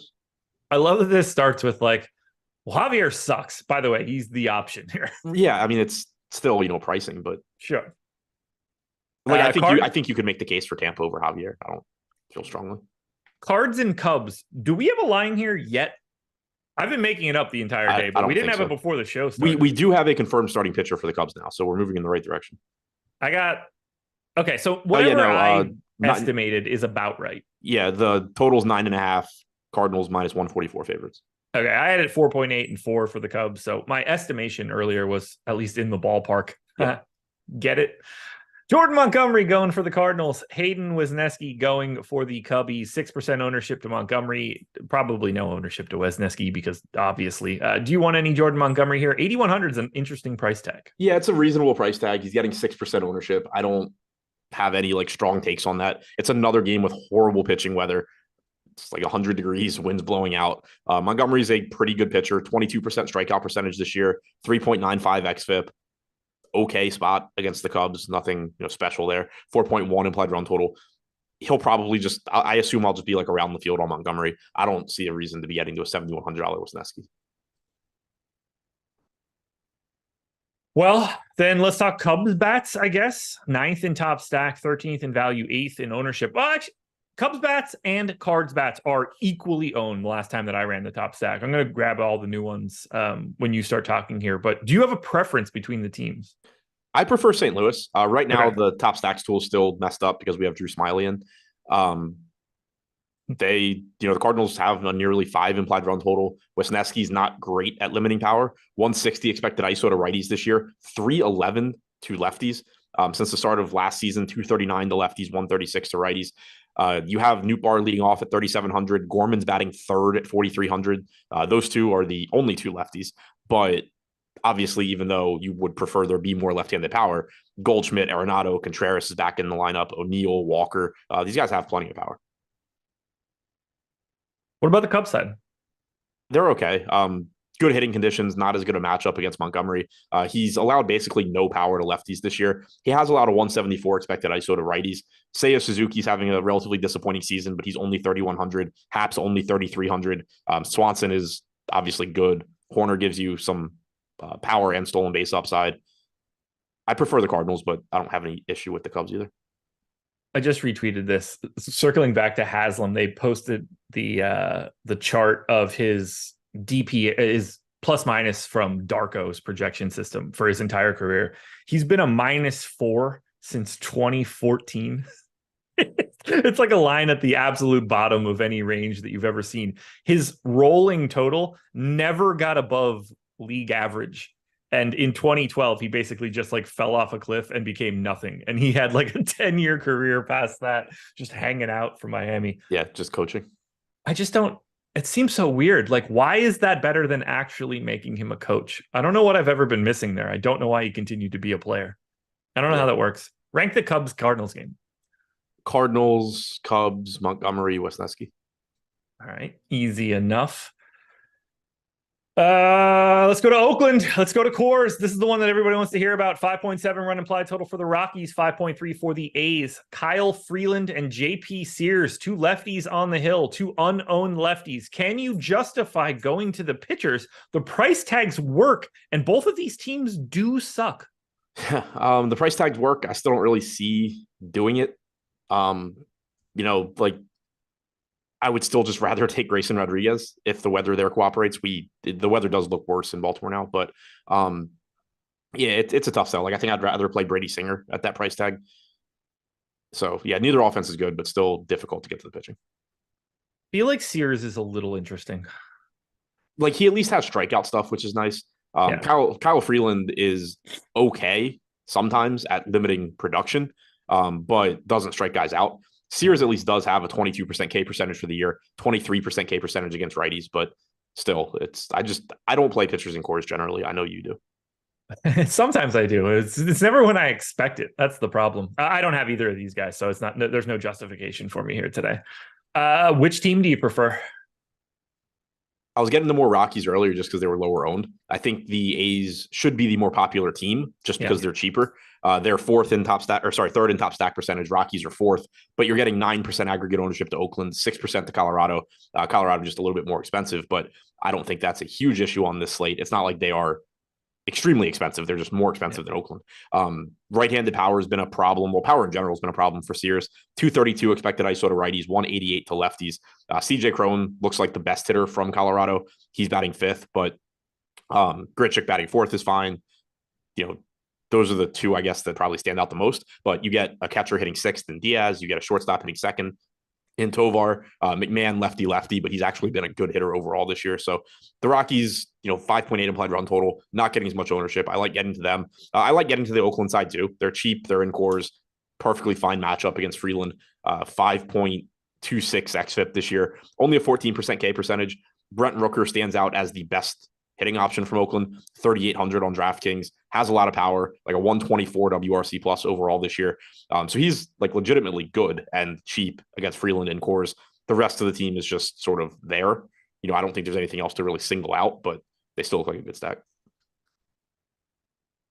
I don't like the fact that I'm getting to this game. I was hoping that because of the ownership, it would just like naturally send me to any one of these random games. These teams suck. I don't want to cheer for this shit. I know this is going to be a 3-2 Rockies win today, and it's going to be the most disgusting thing on the slate. I don't know what to do here. I really don't. Yeah, I mean, they were my two highest owned teams. I wasn't getting like tons of them. I was, I think, like 14% Colorado stacks and maybe like 10% Oakland or something.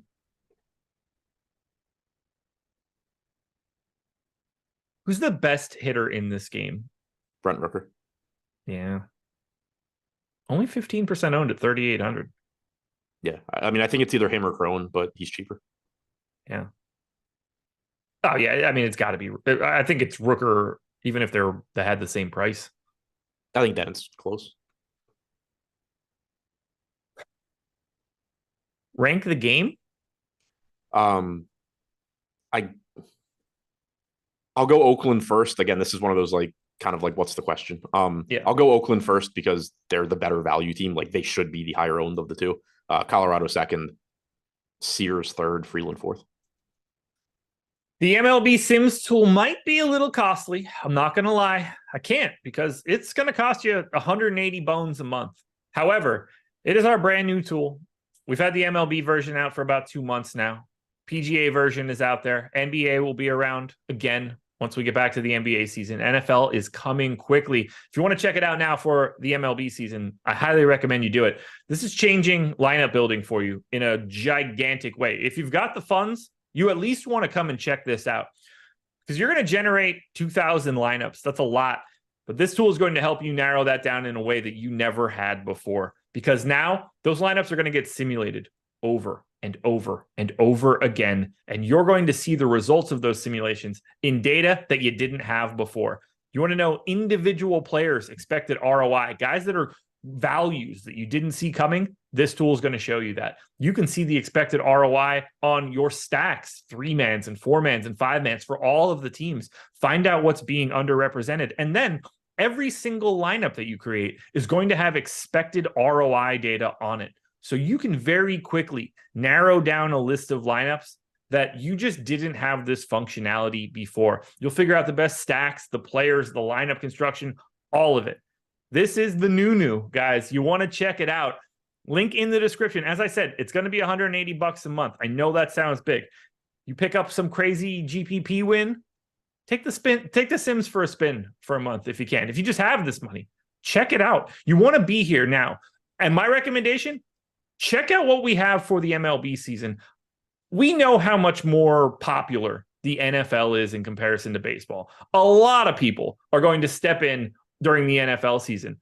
Understanding what you're using now with baseball, I think could pay you a lot of dividends when you come around for week 1 in the NFL. So that's my recommendation to you guys. Play MLB using our Sims tool to prep for a month from now. That's what you guys should be doing. Link in the description. Diamondbacks and Mariners, 4.2 run implied total for the D-backs, 4.8 for the Mariners. Tommy Henry and Logan Gilbert, both guys unowned. Should the 9K Logan Gilbert get a little bit more love today? I think it makes sense. I think he's probably a slightly more appealing version of like Mitch Keller just because he's a little bit cheaper. Just a tough matchup against Arizona. He is a good pitcher though. I mean, you definitely can not even make the case. Like it's very obvious that like he's not a 27-1 dog to Max Scherzer or something like that. You can use him at low ownership if you need to or want to, but he does have a tough matchup against Arizona. He doesn't project as well as some of these other guys. For the season, 24% strikeout percentage, only a 4% walk percentage, 3.73 xFIP. Certainly don't mind getting over the field on him in the sense that like he's 1% owned, and if I got 5% or 10%, I wouldn't care, but I don't expect to be getting to a lot of him. Okay. Any justification for Tommy Henry other than just simply value? Yeah, simply he's cheap. There's not a good matchup for him. He's not a particularly good pitcher. I know he was in at least one of the top lineups in my Sims video. It has nothing to do with him. It's just simply a cheap pitcher that happened to be in that lineup. Unfortunately, they were fourth in ownership. A little bit of love coming into Rodriguez, Suarez, Teoscar, Tom Murphy. Are you on Seattle? I am now. I know you've been on Seattle a lot lately. I see it too today. Are you going to get there, you think? Yeah, probably. I mean, it's a good enough spot. Only a 162 expected ISO to righties from Henry this year is just, a little bit lower than I think you expect for a pitcher who really isn't very good. But a 16.3% K percentage, 5.5 xFIP. And the big thing, the reason that the Mariners have just been a good stack lately is they're still free across the board, other than Julio Rodriguez. 5,200 for Rodriguez, 3,900 for Cal Raleigh. The next most expensive hitter is JP Crawford at 3,400. You have in their projected lineup 3 guys below 3K. Teoscar and Suarez both have power from the right side at 3,300 and 3,200 respectively. So it's just still the same situation that it's been, where you're getting these power bats and then you're just able to put good pitching and good hitters around them. And then now they actually have a pretty good matchup in addition to being power bats. I've got a bunch, 25 5-man stacks of the Mariners right now. This is the other spot I'm getting to outside of Coors. Any interest in the Diamondbacks bats here? They're a good enough team. There's certainly some power here, but Logan Gilbert on the opposite side isn't really like a fun time. Yeah, not a good matchup. Obviously nothing's wrong with getting to like Ketel Marte, Corbin Carroll, Christian Walker.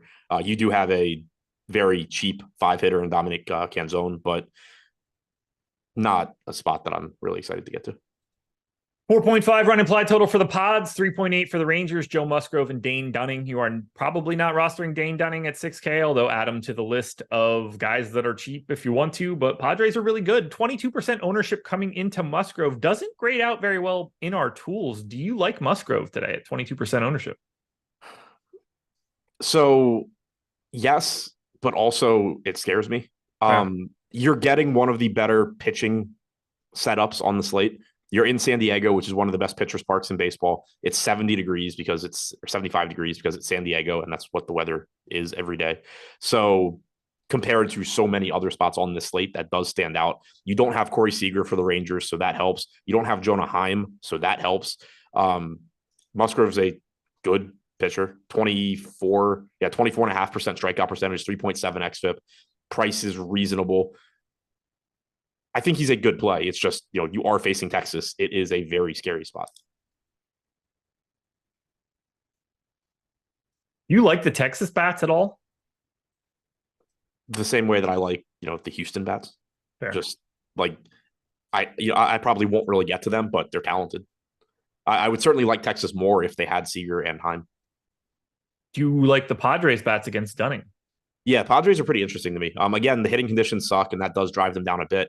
But 180 expected ISO to righties, only 153 to lefties, but just doesn't strike guys out. And just knowing you're going to get balls in play from Tatis, Soto, Machado, Bogarts, Kim, Cronenworth is certainly pretty high upside. 4.7 implied run total. Another just 3% top stack team, but not getting much ownership.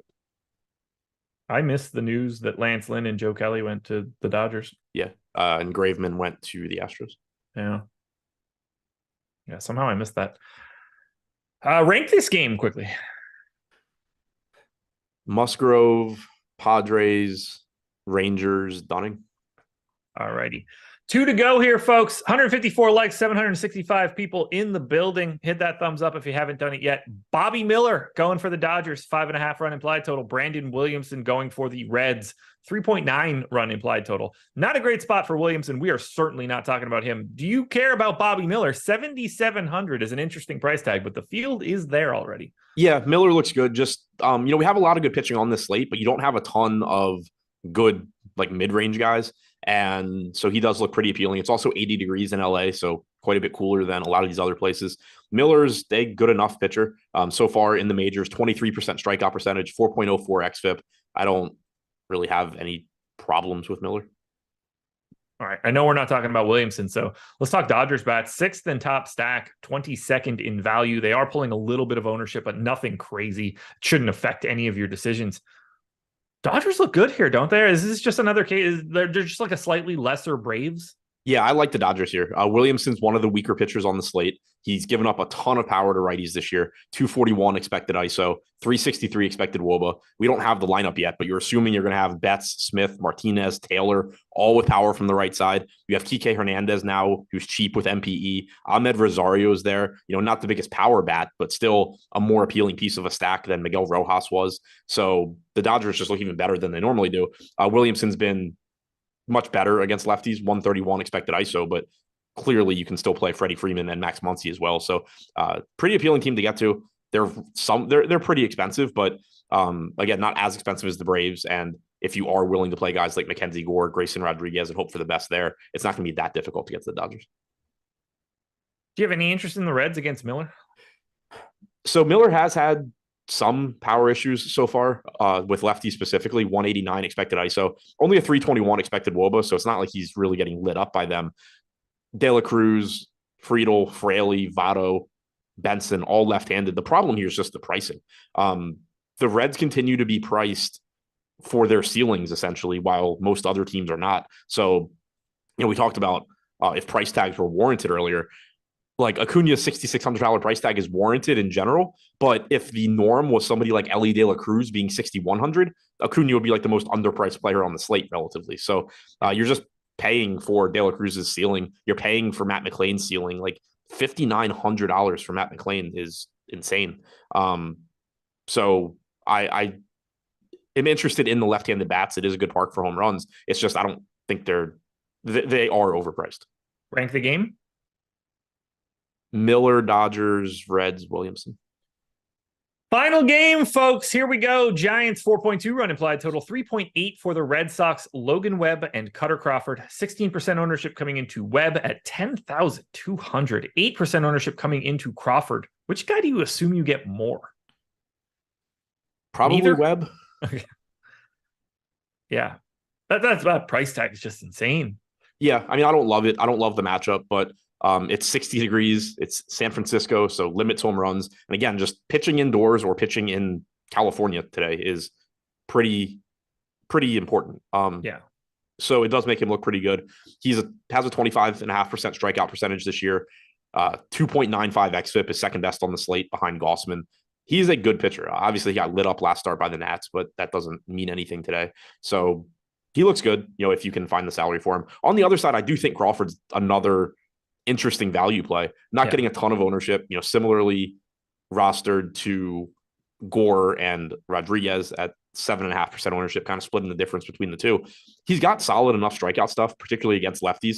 He has a 27.3% K percentage to lefties this year, 20% to righties. He has given up power, 196 expected ISO to lefties, 193 to righties, but this park just mitigates that. 284 overall expected WOBA to lefties. I think Crawford at 6,500 is pretty interesting. Is there any situation where you really want to go to either offense here, other than the fact that they're both decent, but this park is terrible for it? The only real case is that the Giants are cheap. So kind of like we talked about Seattle, obviously they're not in Seattle today, but when they were in Seattle, it's not a good park, but just in terms of talent, it's nice. Getting to these guys at their price tags, you get, if you stack Wade, Peterson, Conforto, Yastrzemski, Bailey, like that's a ton of power upside and you're just getting whatever you want around them. So from that aspect, they're fine. But with this being a 14-game slate, there's just more alternatives that make it hard to get to the Giants. Sum up the entire slate. Who are your favorite stacks? Minnesota, Colorado, Oakland. Favorite pitchers? Gossman, Wheeler, Scherzer. Well, folks, that's going to do it. Shout out to Mike Lawrence for being the producer behind the virtual glass. Shout out to Sleeper for being the sponsor. This show is going nowhere, however. Adam and I are out of here. Live Before Lock coming up next. Go nowhere. Stay on this stream. They're going to take you all the way up until 7 p.m. Enjoy your Friday, everybody. We're out of here. Peace. Yo, it's that time of week again. Yeah, here we go. Inducting you fine people into the Stochastic Hall of Fame and dishing out this week a ton of free Stochastic Plus memberships, $120 value. All you got to do to get up here on the board, greatest day of your life, get inducted, get the free month of Stochastic Plus Platinum, is download the Stochastic.com avatar. at stochastic.com/avatar. Use it wherever it is you play and tweet your wins at Stochastic HOF. You finish top 3 in a field of 5,000 or more, and boom, you're in. Just have to have a Twitter account and play DFS with the avatar. Get the free month, get inducted. We got a lot of great ones today, so let's dive into it. First one, our own Josh Engelman. Don't worry, Steve Buzzard, I'll take it from here. 50K Saturday over the weekend. Our boy took down 50K in the relay throw, and it was a blowout. Not even close. Shout out to Josh. You'll be seeing more of him and myself all over the shows going forward. Tyler McKeever, another trip to the Hall of Fame. Thanks, guys. $500 in the MLB Beanball. And Zemanuel chopped to 24 others, including Awesemo DFS for the win on FanDuel. Turned 60 in the roughly 1,200. All right. Yeah. Oh, and of course, shout out to the best DFS content in the industry. Thanks, Emmanuel. Appreciate you. And Sean, how about Sean? Enjoyed chopping with Alex, chopping a lot lately. Alex in the $6 last night. Been running hot in showdowns lately. Shout out to the Stochastic crew for the best content and tools in the game. And Brett comes up next. Just a very simple at Stochastic HOF, man. A few words. $3,000 in the jab step. And how about Crash Money? He's been up here a bunch lately. Turned 80 in the 600 with first place in the pinch hit and third in the wiffle ball. Thanks to the whole Stochastic crew for great tools, and to EMAC and Terry McBride for a great show today, and NewsGod for great customer service, getting me going on baseball. Guys, just going out to everybody. A lot of love for everyone here. Jay, hey team, won this on the 511 slate. All lineup generator. Yeah, love to see that one. One entry, third out of almost 11,000, $2 in the 750. Using the MLB lineup generator, as you guys know, 50% off for your first week, less than $4.50 for the lineup generator for your first week. And we got Justin. Sometimes you don't hit for weeks. Sometimes all the projections, stars align. Nice 3-day MLB showdown heater. Couldn't do it without Stochastic. Yeah, dude. Awesome heater right there. Looks like you're back in the black, my friend. Jorn, woke up to a bink. Thanks for the advice, fellas. $500 in the MLB pinch hit on a $25 entry. And Matthew Bellman, back-to-backs from Bellman. MLB contributor here at Stochastic. Dude's just been absolutely raking. Yay baseball, 100K, 60K. Now, of course, guy's playing a decent amount in these entries, but he can because he wins a lot. Just like FanDuel has been decent as he shouts out Player Q DFS, our own Neil Orfield, another $100,000 win. The screenshots from Matthew have been absolutely insane lately. Dave Oliver, you guys are the best, and thank you for your great advice and tools. First out of 1360, first turns that into $2,000. And Adam, this one's odd. Stochastic has daddy feeling real sexy after turning 25 cents into 500 last night. Go Hawks. And then he adds Eric Lindquist here, which is suspect, but we continue. And Tyler, again, third time this month in the top 5 for Tyler. Donkey, weird slate, but nice ROI in the $95,000 entry nickel contest. Stochastic tools rule the world. That they do, my friend. Congratulations. And Colby, please excuse my Twitter skills, but top 3, field of 5K or more, barely making both. $2 into $250. Always been a fan of the great YouTube information and would love to try out the tools. Well, you got it, fella. They are yours for the next month. And finally, Clay Miller. This is the result I sought. Thanks to Stochastic and my Premium Plus FC subscription takedown. $1 brought 50. First to 356. Yes, thanks to the tools. Appreciate you guys hanging out with us. We've got it right here for you. All you got to do, download the Stochastic profile picture at stochastic.com/avatar. Tweet your wins at Stochastic HOF. Get that free month, Stochastic Plus Platinum, and get inducted or welcome back into the Hall of Fame every single week. Yo, it's that time of week again. Yeah, here we go. Inducting you fine people into the Stochastic Hall of Fame and dishing out this week a ton of free Stochastic Plus memberships, $120 value. All you got to do to get up here on the board, greatest day of your life, get inducted, get the free month of Stochastic Plus Platinum.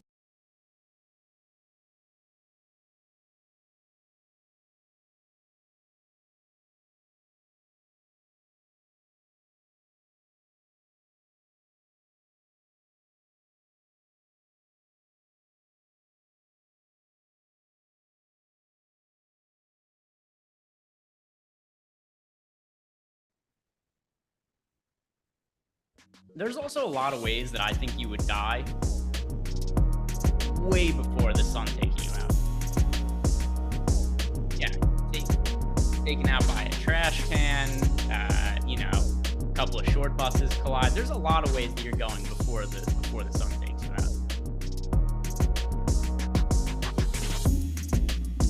Yeah, I think it was just Eric was working on.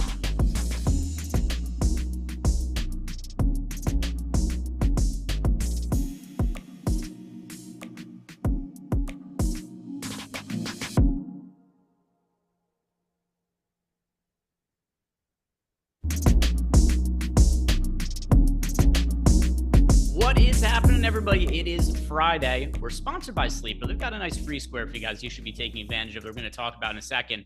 But more important than anything, other than you guys liking the video and subscribing to the YouTube channel, Mike Lawrence back in the picture. He is going to be producing today. Jordan Klein just didn't show up for work today, I guess. Nobody's really known. We haven't heard from him for a minute. So hopefully he isn't dead, but you never know with these things. So, Mike, we're happy you've stepped in and producing the show today. And guys, dude, like I said, like the video, subscribe to the YouTube channel. Do it for the return of Mike Lawrence. I haven't seen him in these parts for a second. And like I said, also sponsored by Sleeper. And over at Sleeper today, good old free square. Over 0.5 strikeouts for Joe Musgrove. That seems like it's going to happen. So go take advantage of the free square over at Sleeper. Sign up for the app using the link that we have below. And yeah, take advantage of Sleeper. And also, Eric, is Sleeper, have you built any cards out or looked at it at all today? Sure did. Yeah, if you want to head over to my Twitter, I talked through why it's so advantageous to sign up and go check out everything over there. When you combine any short odds home run play, if you want to take Aaron Judge, Jose Ramirez was my choice, you are going to extend it past the best possible play at any other site, no matter what site it is, whether it's pick 'em or not. You have an opportunity to make more money on a home run play, an individual home run play at Sleeper than you do anywhere else because of this free square. Talk through the math of it. Landed on J-Ram. That's going to be my home run play for tonight. If you want to tail it, you can sign up at the link underneath us. It's a great opportunity. Again, getting like 6.8 to 1, 6.8x multiplier on a J-Ram homer. You want to be involved in stuff like this. You can play up to $20 on it. Makes over 100 if you hit like in that 120ish range. So it's going to be a lot of fun if you check that out. 0.5 strikeouts. I also calculated it out because I wanted to have some fun. Was trying to figure out what the injury risk was in any kind of a spot here. I have him at minus 9,500 to convert that 0.5 strikeouts. That is nearly 99% certainty that you're going to run into for Musgrove hitting that number. Yeah, there you go. So take advantage of the free square and just sign up. Use the link that we have below. It's going to get you up to a $100 bonus on your first deposit. You can get payouts up to 100x over at Sleeper. And, the Joe Musgrove strikeout prop, a near guarantee to hit, as long as it doesn't go ahead and pull a Miles Michaelis yesterday, which I didn't even have very much exposure to Michaelis, Eric. But at the end of the day, I'm looking at my lineups. I have 2 live lineups, and who's the pitcher in them? Miles Michaelis. So Jake Berger. I was a burger and fries away from the W just about everywhere, but it was still a good night. It was an interesting slate yesterday. The yes, 3-gamer that we had, and yeah, the Miles Michaelis getting ejected, 2 batters into the game. Wilson Contreras, who's the most chalky catcher on the entire slate, he gets hit with a bat. He's out. So yeah, it was a very wonky 3-game slate. But for today, lots more options. 14 games to choose from. We're about to break down everything that Eric and I are targeting on the slate for DraftKings and FanDuel, starting with the pitchers and the most popular pitcher on the slate. And, big slates, there's a lot of options. The ownership gets spread out a little bit, other than one man, Kevin Gausman. It's projected for 38% ownership over on DraftKings, 21% ownership on FanDuel. So on FanDuel, he's the only pitcher who's more than 20% on DraftKings. He's the only pitcher over 25% owned. Kevin Gausman, chalk of the day. Do you think it's warranted, Eric? It's warranted, but I'm going to be underweight. It's definitely warranted. You look at the spot against an Angels team that just played a doubleheader yesterday. Now they're traveling here to Toronto, and it's just it stands out as the spot on the board. He is the pitcher that for me, I would have the most exposure to if you just told me who do I think succeeds the most, but that's not how DFS works. So I want to be underweight to him. He does have that 32.9% K rate. Shohei Ohtani is in this lineup. You wanted to pay attention to that after he got dinged up or just, cramping or whatever it was on the side. But it's Neto, him, Moniak. Going to be an interesting lineup here for this Los Angeles Angels team. It's pretty feast or famine. Kevin Gausman, the best pitcher they've seen in a hot second. They got after Mitch Keller, make us question everything about Mitch Keller that we know. But Kevin Gausman feeling as though if you're just playing for this virtual certainty of, you want to take risk out of the equation in cash games, he's your building block. Yep, he is currently in 27% of my lineups. A lot of options, a pretty spread out of pitcher, but I think he's the best pay up option on the slate. But to your point before, I come in a little bit underweight, not significantly, but 27%. He's my most rostered pay up pitcher, but a little bit spread out, picking and choosing some other options, which we should also talk about them because Gausman, a little bit of a no-brainer. The only thing that you really have to wrestle with here is do you want to come in underweight to the field with them in large field tournaments? Cash games, you're going out, you're playing Kevin Gausman on FanDuel. DraftKings, he's one of those pieces of the lineup as well. Gundacker's in chat, by the way. He is making sure we know that Aaron. Yeah, because that's exactly what he sounds like on every. Do that one more time. So people don't know this, but that's actually prepubescent Gundacker. That's exactly what he used to sound like at the start of streams before his balls dropped. And then, of course, we know that Gundacker grew into a monstrous human being who's a wrestler. And the other day, he was wrestling another giant. If you guys don't follow Gundacker on Twitter, they were wrestling each other. They fell through the cage. So the stories of Gundacker over on Twitter, I know what's happening on your Twitter feed there, Gundacker. It's beautiful. Anyway, Kevin Gausman, he is the #1 overall pay-up option for me on the slate, but I do come in slightly underweight to the field on him. If you were pivoting off of Gausman, who'd be the first option that you would go to? I mean, it's discussed, by the way. Oh, on the high end? Yeah. So Garrett Cole. It's really hard to get away from Garrett Cole for me at, what is he, 7.7% owned. I think there's a case to be made for, obviously Zach Wheeler, but he's far more popular, 23.4% ownership. Case to be made for Joe Musgrove, but far more popular, 21.8% ownership. For me, Garrett Cole is sub 10% against Baltimore.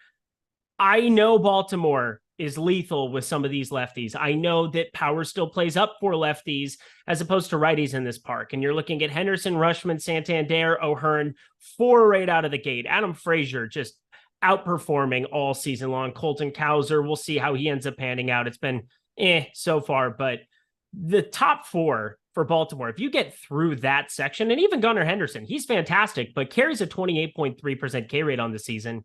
You get Mountcastle, Hayes, Urias, all of the guys, those guys 24% and north of in terms of K rate. O'Hearn, he's had a far better number this season at 21.6%. So he's positively regressed, but I expect negative regression in terms of his 55.3% hard hit percentage, in terms of his K rate. And yeah, it's iffy in terms of weather. It's very, very iffy. Maybe that drops the ownership even further. We're going to be paying close attention to that coming up to lock. But Garrett Cole, if the slate started right now and I knew weather was somewhat doable here, I would have an unbelievable amount of him. For me, it's going to be Max Scherzer, who's not like crazy low owned or anything like that. But I do think it's interesting you get in like 50% more ownership on Gausman compared to Scherzer because Scherzer is a great matchup against the Washington Nationals. He's also on DraftKings, like relatively cheap considering the matchup and the upside potential. $9,400 for Max Scherzer when Kevin Gausman's $10,800 in the comparison here. Scherzer is 25% owned, Gausman 38% owned. So I really like that as a pivot to lower some of your ownership shares. And over on FanDuel, I like Scherzer even more as a pivot where the ownership is even more discounted. So when you look at our projections, Gausman, 7.6% chance to be the top scoring pitcher. Max Scherzer, 6%. Very, very similar between the two. Here's the difference, though. 4.6% ownership for Scherzer, 21.2% over on FanDuel for Gausman. So I really like that as a pivot. And Scherzer also, a lot of his numbers this year, they're down from previous years, which part of it's age. The other part, too, though, is he got off to a really slow start. Both him and Justin Verlander dealing with injuries at the part of the year. Both of them have pitched a little bit better as of late. And I do think Scherzer, $9,400 on DraftKings. It's a little bit too cheap of a price tag. That's actually my favorite pitching combination for cash games if you guys can make it work on DK. Gausman, Scherzer. You can easily make it work. You have a 15-game slate, and there's no shortage of options and some cheapies that you can mix and match. And Minnesota, my team, popping off the chain, so easy to make that team work in cash games. So Minnesota, along with those two, it's kind of a virtual lock. That's what you're doing in cash. Yeah, and we should talk about some of the weather concerns. There's nothing that I would say is super, super likely to get canceled, but Yankees, Baltimore is a little bit of a concern spot. And then also Cleveland, Chicago, which is a game we saw yesterday, just have, some crazy offense where the ball was just flying out of there due to the weather. Like the first homer that Jake Berger hit, he didn't even make that good of contact. The ball just kept going and going and going and flew over the wall. The second one he crushed. But it could be another game that has some favorable weather conditions, the Cleveland-Chicago game.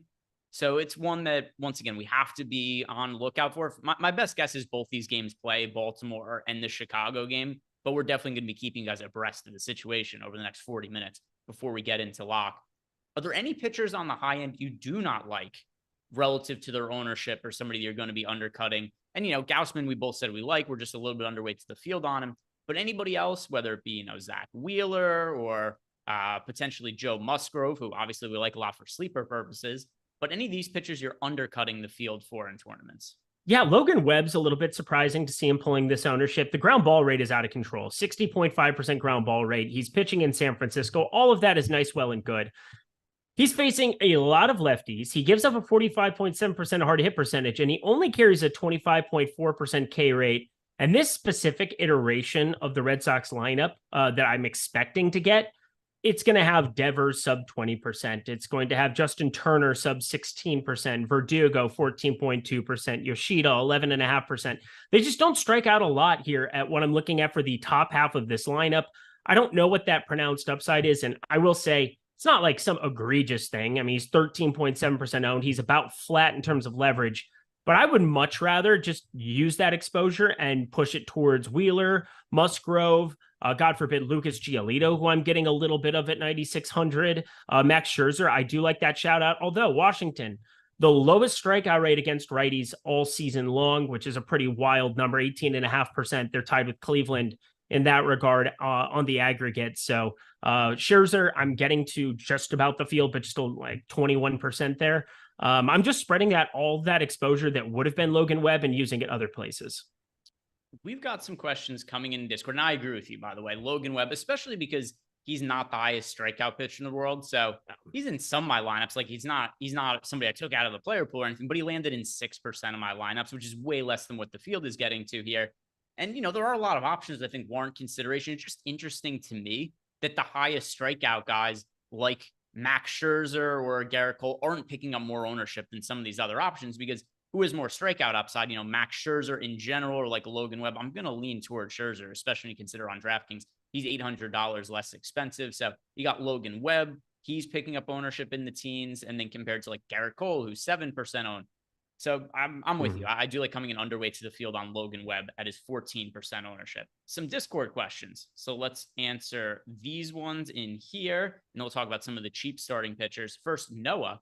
Noah wants to know, when will I start building lineups and assume you won't get the rest of lineups by lock? So I am basically constantly building lineups over the course of the show. When new lineups come out, I run more crunches, upload them to the Sims tool. When new ownership comes out, run more crunches, upload them to the Sims. ABC, always be crunching. Always be crunching.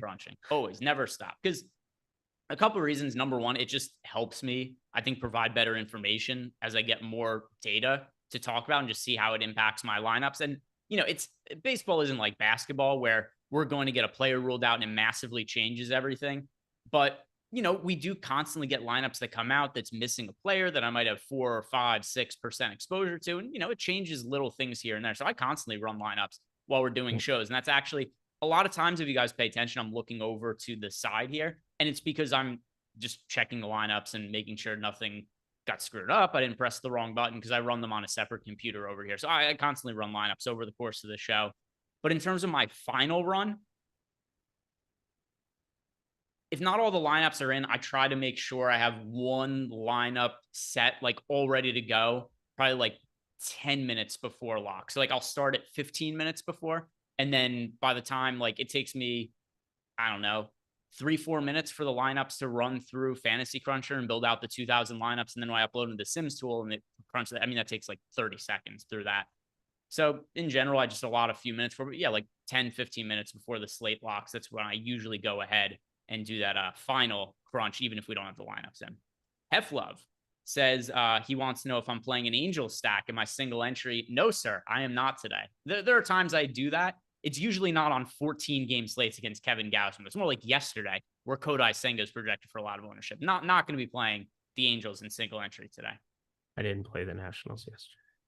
I did. I mean, basically, it was weird because like Senga wasn't particularly great, but neither were the Nationals. But then the Mets were also bad as chalk. It was, Justin Steele was awesome. That felt Steele good. was solid. Steele was solid. The White Sox were really good, obviously. Trying to remember. Well, just Jake Berger was it. That's all he wanted. Yeah, Berger, and then Cubs were good also. Yep, Cubs. Cleveland 27 wants to know who you guys got at the long shot birthday homer of the day. So Cleveland 27, happy birthday. And following on Neil's birthday here, Cleveland 27 wants to know who we should bet for his birthday homer of the day. I'll pull up OddsShopper and see what's projecting well for us. What is your home run bet of the day? So not necessarily DFS home run pick, but just general top home run bet. Yeah, Jose Ramirez plus 450 at DK. That's what it was pretty much all day long. That is where you want to be invested. I repeat, though, if you head to Sleeper and you play the 0.5 Ks with Musgrove, you turn that into north of plus 650. Just throwing it out there. The only play you have to click in addition to Musgrove is JRAM. You can play up to $20 on that. I took advantage of that. Hopefully you do too. So I pulled up OddsShopper, and I'm just kind of looking through to see what it is that's standing out here. And for looking for a player that's reasonably likely to homer that we also have positive odds on here, Matt Olson is plus 280 to homer over on FanDuel. We have the fair line projected at plus 260. So if you want to bet that's a good one that isn't somebody you're taking a chance on, it's like, a plus 800 or anything like that. I think Matt Olson, one of the league leaders in home runs, and we actually do a little bit of value showing up in his home run prop. So Matt Olson, I'm going to say that's the home run bet of the day for you, Cleveland 27. Yeah. Also, you know what you get if you plug him in over at Sleeper? Because he was the other one. Maybe you saw my tweet, Greg. Maybe you didn't. I don't know. But I threw in who else. Oh, well, look at that. I was also looking at other players that I was interested in. Kyle Schwarber, you get plus 584 going his direction. Olson, you're getting plus 460 by playing it over at Sleeper for $20. There we go. So I was going to guess. You asked me to guess, and then you. Oh, yeah. No, I'm an asshole. So sorry. Yeah, it's all right. I was about to say something worse. So anyway, There we go. If Matt Olson, somebody else you could plug in at Sleeper, sponsor of our show, link below, get access to a free square Joe Musgrove over 0.5 strikeouts. But Cleveland 27, Matt Olson, overall top home run bet of the day over on FanDuel, which I assume you have access to. Clyde wants to know if we ever limit the positional eligibility of a player who is MP. Explain either way, please. I don't really care, right? If a player's like third base and outfield eligible, because I'm just generally, running lineups with all our data through Fantasy Cruncher and then uploading them into the Sims tool and letting them rip. Like if somebody's third base or outfield eligible, like wherever they show up in lineups, it doesn't make a massive difference to me. It's the same fantasy points to any position. Is there anything specific you do in Fantasy Cruncher to limit the amount of players shows up at a particular position? No, once in a while, I will, if there's a position that is abnormally bad, I will make sure that a player specifically goes in that spot. But that's a very, very rare thing on a 14-game slate. I guarantee you I'm not going out of my way to limit somebody's positionality or switch it. Like, I think Shohei Ohtani is always a good example. There's a lot of outfield options, but sometimes at first base, you might be relatively limited. Well, play more Shohei Ohtani at first base, but I don't think that this slate that really applies. Okay, the next question is from, there's another one I saw in here. Oh, here it is. Sick Mosh. Sick Mosh wants to know, should we be avoiding Judge in cash games on DK? Just got a feeling he will own Grayson, he says. So I don't view Judge as a good cash game option, especially because, let's see, what is the He's ownership? 6K. No. He's 6K, and then... And you just don't know. Like, do I think Aaron Judge could come back and that he's going to be fine? Yeah, but like he already said, if you went on twitter.com, he's like, yeah, my foot isn't 100% and it's not going to be till after the season. I was like, okay, seems bad. That doesn't seem like the ideal thing to hear. I don't think Aaron Judge is capable of swinging a bat. He's going to hit the ball very, very far if he makes contact. But we're talking about cash games here. And one of the other things that's changed this season as opposed to other seasons is the steals are just way, way up. So Aaron Judge does not provide a floor for you at 6K that a lot of other comparable players in that range carry a far greater floor. I mean, you just go to, anybody else in that range, whether it's an Alvarez or anything else. And yeah, when he gets in Yankee Stadium, if we see that he's feeling all right, if everything's great, sweet, we'll play some Aaron Judge. But today he's a tournament play. He's in Baltimore. Power, even though we've seen him launch 450-foot home runs over that wall since it got fixed, he's still at a power deficit in that park, just like every other righty who gets up to the plate. I love him in tournaments. Yeah, that's exactly. You should love him in tournaments. But I'm saying that you just don't know. So why would you embrace that kind of uncertainty in a cash game? Yeah, agreed. Cash games, I wouldn't be playing Aaron Judge. As far as tournaments go, I'm going to do a bunch of Yankee stacks. I like the Yankees quite a bit. I do too. So I think that's a good way to play them. Cash games, though, Sick Mosh. And by the way, Sick Mosh has been on a crazy run in cash games. Buddy. I don't remember what it is off the top of my head. He tweeted it at us the other day. He's in our chalkboard channel. He gives us updates sometimes. He's in my Discord too. He's the best. He went on a run at one point. Something like 13 days in a row where he cashed in his cash game. So maybe we should be asking you for advice from time to time. But yeah. Guess I'll just play Judge then. I'll play him in all my tournaments and, hopefully enjoy it too. I have Aaron Judge in about 20% of my GPP line. It's more than me. I have 12%. So tournament play for me, not as much cash game as far as Aaron Judge goes. Let's see, were there any other questions in Discord? Not for now. So if you guys have questions, throw those in. We could answer them. But first, let's talk about the cheap options. Is there anything else you want to talk about on the high end? If not, we'll talk about the cheapy pitchers. Do I want to talk about them? I'm not sure. It's one of those things where it's like sometimes you just kind of like second. Sonny Gray is 9,300 against the Kansas City Royals, and he's 1.3% owned. I get that there's some Looney Tunes weather where you could run into some humidity and you could give up some long balls. Things can be problematic, but it's still a pitcher that I find to be above average. 3.15 ERA, 1.29 whip, overall 23% K rate, kind of been where he's been for a baseline all season long. He's facing Kansas City. That's basically what this all comes down to. Kansas City, 24% K rate. You look at this lineup, it's never intimidating. I think you can get to him there at 1.3%, but really him, Gilbert, like these are all guys that you're getting to because they're 1% and 2% owned. You're not going out of your way to play them in 20 or 30% of lineups.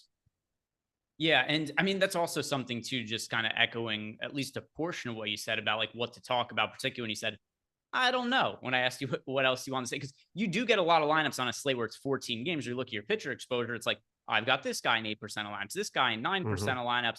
And, you can't really talk about everybody. So I do try to focus on the players who, I might have like 20% exposure to is the guys who I have like 5 to 8%. Yeah. So I have 9% Sonny Gray. I have 7% of Logan Gilbert. I have 15% Lucas Giolito, which is, again, he's 0.5% owned. I need to fix that a little bit. Usually as ownership comes down, I'm going to have my ownership go up a little bit with pitchers in this kind of a range with strikeout stuff. I'm going to probably just cap him at 10% because I don't want that much of him against Toronto. Toronto, not exactly a stellar strikeout matchup, but part of it is that none of these guys are pulling ownership. The one that I won't play is Mitch Keller. Mitch Keller's had a lefty problem here of late, and now he's facing Philadelphia where there are, more than one lefties with power. So Mitch Keller, wait and see approach there. And now let's go ahead and talk about some of these cheap pitching options that we have on the slate. And not abnormal when you run all of the lineups through our sims, or even you're just building lineups in the lineup generator using the stochastic data. You're going to end up getting to a good amount of Mackenzie Gore on a Mackenzie Gore slate. The matchup against the Mets, the Mets have just been a disappointing team from every single aspect this year. So it's not the easiest matchup in the world, especially because you got guys like Alonso back in the lineup healthy when that wasn't always the case this year. But there's a lot of upside in Mackenzie Gore. And I do find a lot of Mackenzie Gore slates this year have been the ones that I've either made or lost the most money on because he's been a very high variance pitcher. He's always cheap. There's always strikeout upside. All things being considered, he is my favorite cheap pitcher on the entire slate. Are you on board with that, Eric? Or is somebody else your favorite cheapie? Did you say Bobby Miller? No, Who did you say? Who did you say? Sorry. I'm gonna make you guess who I said. I was just fixing my stuff. I don't make me guess. I don't care. Yes. Christian Javier. No, Mackenzie Gore. Mackenzie Gore. Oh shit. That would have been like my 15th guess. I didn't think Mackenzie Gore was going to be your answer there. I don't mind it. It's obviously not the best matchup going up against the Mets, but he's just a feast or famine guy. 7,300. You're getting slight positive leverage in the top pitchers tool with him. I'm more inclined to go to Cutter Crawford. I like the stuff a little bit more. He's pitching in San Francisco. And Mackenzie Gore has been giving up a little bit more power, comparably to that of Cutter Crawford. Saving another $800. He's kind of the guy that I've been landing on the most. I don't completely hate it. The one that I'm pretty vehemently against, and I am a pretty big Dodgers stan today, both in my lineups and betting, but Bobby Miller is 23.7% owned at 7,700. There is no chance that I'm going to play Bobby Miller at that kind of an ownership with 90-degree weather in Los Angeles. The ball should be flying relative to, I don't know, whenever I've bet them here of late where they just can't make contact. And I know Bobby Miller, 381 expected slugging, 23.2% K rate. He gets this Cincinnati matchup. You and I have been beating the drum of Elly De La Cruz is overrated with his 94 WRC plus on the season. You get Friedel and Fraley. You get two lefties coming in behind them, Ferguson, and I can't remember the other guy's name off the top of my head for LA, that, should neutralize them. So from a betting perspective, I like getting to LA, but Bobby Miller, so weird to me that he is just pulling all of this ownership. I'm not seeing this in any way, shape, or form. I'm far more inclined to just pepper the range and leave him off. If Bobby Miller's been chalk 8 times this year, it's failed 9 times. And it's not to say he isn't a talented young pitcher. Yeah. He's got great stuff. And, clearly passed the eye test if you just watch him. But he's a young pitcher. He's gone through growing pains. He's been wildly inconsistent. And you get these starts where it's like he puts together a couple of good starts in a row. He gets really steamed by the field. He ends up being, 20, 25% owned. And then what happens? He goes out and he'll do something like put up -5 fantasy points against the Houston Astros, or he'll put up 2 fantasy points against San Francisco Giants. So we've seen this multiple times from him when he's been a popular starting pitcher. So, I was making some jokes there about Bobby Miller. And if people are getting to some exposure to him, I understand why. He's just way too popular to me. He's an outwardly bad play at this ownership. And I'm surprised his ownership's this high. I would actually be relatively surprised to see, like, we get to the coin flip and we get 25% Bobby Miller. I would actually be legitimately shocked if that were the case. I bet if I'm just guessing based on, doing this every single day, I'd be surprised if he got over 20%, but I'm trusting the data here. I see 25%. I'm going to have 0%. 0 is the correct number. Yeah, I think I had 7. I had 1 share of him and I just removed him from the pool entirely because I'm like, 1 share, I don't even need it. Yeah, I think I had 7% on my last run. I'm doing one more update right now, and it's not going to change anything too drastic. But yeah, he was somebody who was definitely showing up as being overowned when I was running my lineups with all of our data before. So, what other cheap pitchers are you getting any kind of significant exposure to? So it doesn't have to be anybody, like everybody you have some, but like anybody who it is that is popping up in a meaningful amount of lineups for you. Yeah, Jordan Montgomery's 8,100. I think that this is a little bit of a talking point. He gets a Cubs matchup that, again, we just saw yesterday, hot, humid, but the main thing was that you lose your starting pitcher immediately. Dakota Hudson comes out and was okay at the beginning there. Long relief fell apart, and then the Cubs just went ballistic.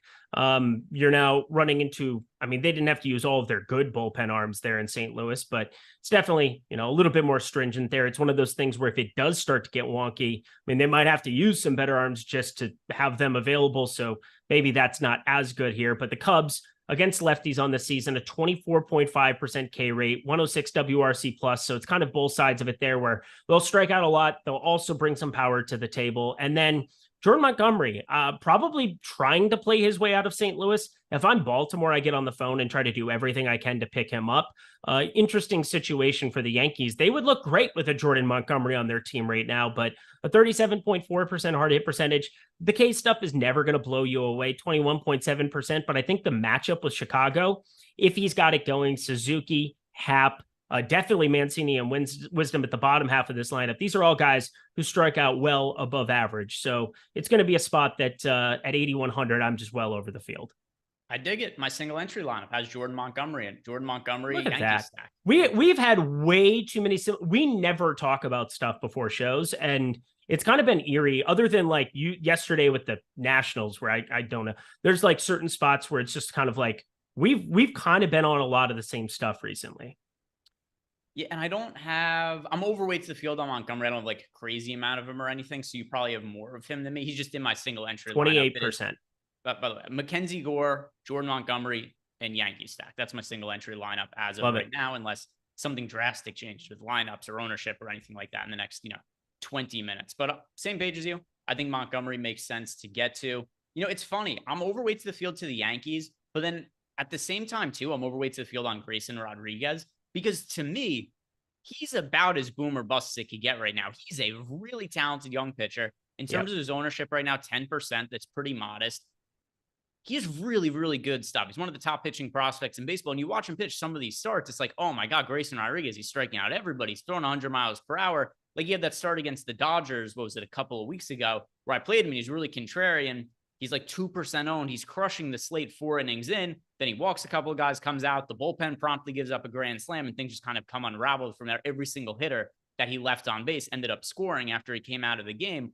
But I do think there's a lot of upside here for him. And this Yankees lineup, they're going to be better with Aaron Judge back. There's a lot of strikeouts to be had in it also. So Grayson Rodriguez, he's somebody I like as a contrarian pitching option, one that I'm playing both sides of. I like the Yankees. I like Grayson Rodriguez. Do you feel any differently about that? No, I have 12% of him. So I'm definitely on board for trying to make something work in this range. The other guy is right above him, Brady Singer. He's terrible. He's awful. He's no good, but he's facing the chalkiest offense on the board, my Minnesota Twins. And Brady Singer has had stuff in the past, whether it was the World Baseball Classic, whether it was last season where he had a legitimately good year. It's just been downright awful with a 51.1% hard hit percentage, a 282 expected batting average. The K stuff is what, sub 20% now for the season. But last year, 24.2% K rate, 3.97 expected ERA. I got to take a shot against the chalkiest offense on the slate, especially when you're talking like single entry stuff. Like he's kind of an intriguing target where he's not the Grayson Rodriguez where you're landing on there. He's not good. I'm not trying to make that case, but anytime that you're pulling 0.5% ownership, and as recently as last season, you had some actually legitimately good stuff, and you just kind of maybe tired yourself out before the season started, or, a couple starts post All-Star break, maybe he can kind of revamp some stuff and go back to whatever he was doing last year. But I'm at least going to be rolling the dice in large field stuff where I think, 9 strikeouts against the Yankees last time out. We have strikeout potential there with a Brady Singer that isn't always there in spots like this where you get a really chalky offense on the other side. And a very not good chalky offense as well in your Minnesota Twins. Yep. And, no offense to your Twins, who, by the way, are basically going to win the division by about default. Now, because the White Sox, they're tearing down their team. The Guardians, not to the same extent, but they did trade away Ahmed Rosario, which makes the team worse. It stands to reason they're probably going to trade away some more pieces in the coming days. So the Twins are just being gifted the division, and they are really not good. It's like the Flight of the Conchords with you're the prettiest girl in the whole wide room, Yeah, they're the prettiest girl in the room. Yeah, you're the prettiest girl at the family reunion in Alabama, where anything goes. But how else do you practice? But that's the Twins. You practice against the AL Central, and then you get to the playoffs, and you strike out. Nobody will talk to you at the dance, right? You lose a bunch of games, 3-1, 6-2, stuff like that. But the Twins are going to be gifted this division by default. We'll talk about offense in a second. I'm going to get to more, even just talking through this. I already had 8% of a Brady Singer. I think I'm going to ramp it up. I'm going to play more. Yep. I don't have an issue with doing that for leverage purposes. My offenses, by the way, when we get there, they're pretty spread out today. It's not like I have a predominant offense where I have 2 that are kind of predominant. Seattle, definitely. I've got an unbelievable amount of them. As far as FanDuel pitching goes, if I'm going and looking over there, I don't really think there's a need to go cheap at starting pitching, especially because if you look at the way FanDuel has gone this year, there just aren't that many viable cheap starts. They kind of priced everybody up. So you got like Bobby Miller's projected for 16% ownership at $8,700 on FanDuel. No thanks. The way I like to go the most over on FanDuel is to pay up for some of these pitchers that I think have upside but are lesser owned. Garrett Cole, 1% owned. Zach Wheeler, 5%. Max Scherzer, 4%. We said before, Gausman is the cash game play. But there's no cheap options that are really standing out to me on FanDuel. You know, Grayson Rodriguez is 7,700, but he's 5% owned on FanDuel. Do you see the FanDuel board any differently where maybe there's a cheap pitch you really do want to back up? I have a lineup on FanDuel, and I've been waiting to talk about this one because it's really disgusting. But if you remember last time, I hit the absolute nuts. I can't remember who because the last time I played a FanDuel slate, it was absolutely the nuts landing on, I can't remember which terrible pitcher it was. I have the absolute terrible pitcher du jour for FanDuel today. It's Dane Dunning. He's 7,400 going up against San Diego, and he generally isn't somebody that you're looking at for strikeouts. He's shown a propensity for to mow guys down randomly at times. He feels like an Aaron Savale or somebody of that nature. Struck out 10 Detroit Tigers in a recent outing, I know. But he's been pitching really deep into games. And when you're talking about a quality start, win bonus type situation here, you get backed by a Texas offense. You're getting on the other side a popular Joe Musgrove for FanDuel purposes. You get the direct leverage of what happens if things go south there for him. Awesome. And yeah, only a 15.4% K rate. And you get this top half of what you expect the Padres lineup to look like. Tatis, Soto, all those guys that just don't strike out. Manny Machado, all of them sub 20% with K rates. But Trent Grisham, Gary Sanchez, if he ends up catching it, or, I mean, hopefully Alfonso Rivas or something of that nature shows up, that would be awesome. Jake Cronenworth having a downright terrible year. Matt Carpenter, a 30% K rate, exclusively playing against righties. There's at least spots where he could show up and pan out for you. And for FanDuel purposes, if you're looking at somebody that nobody is going to click on, nobody, he at least gives you some leverage off of a 4% Cutter Crawford, a 4.8% Grayson Rodriguez. That's not a lot of ownership, but Dane Dunning at 0.5%.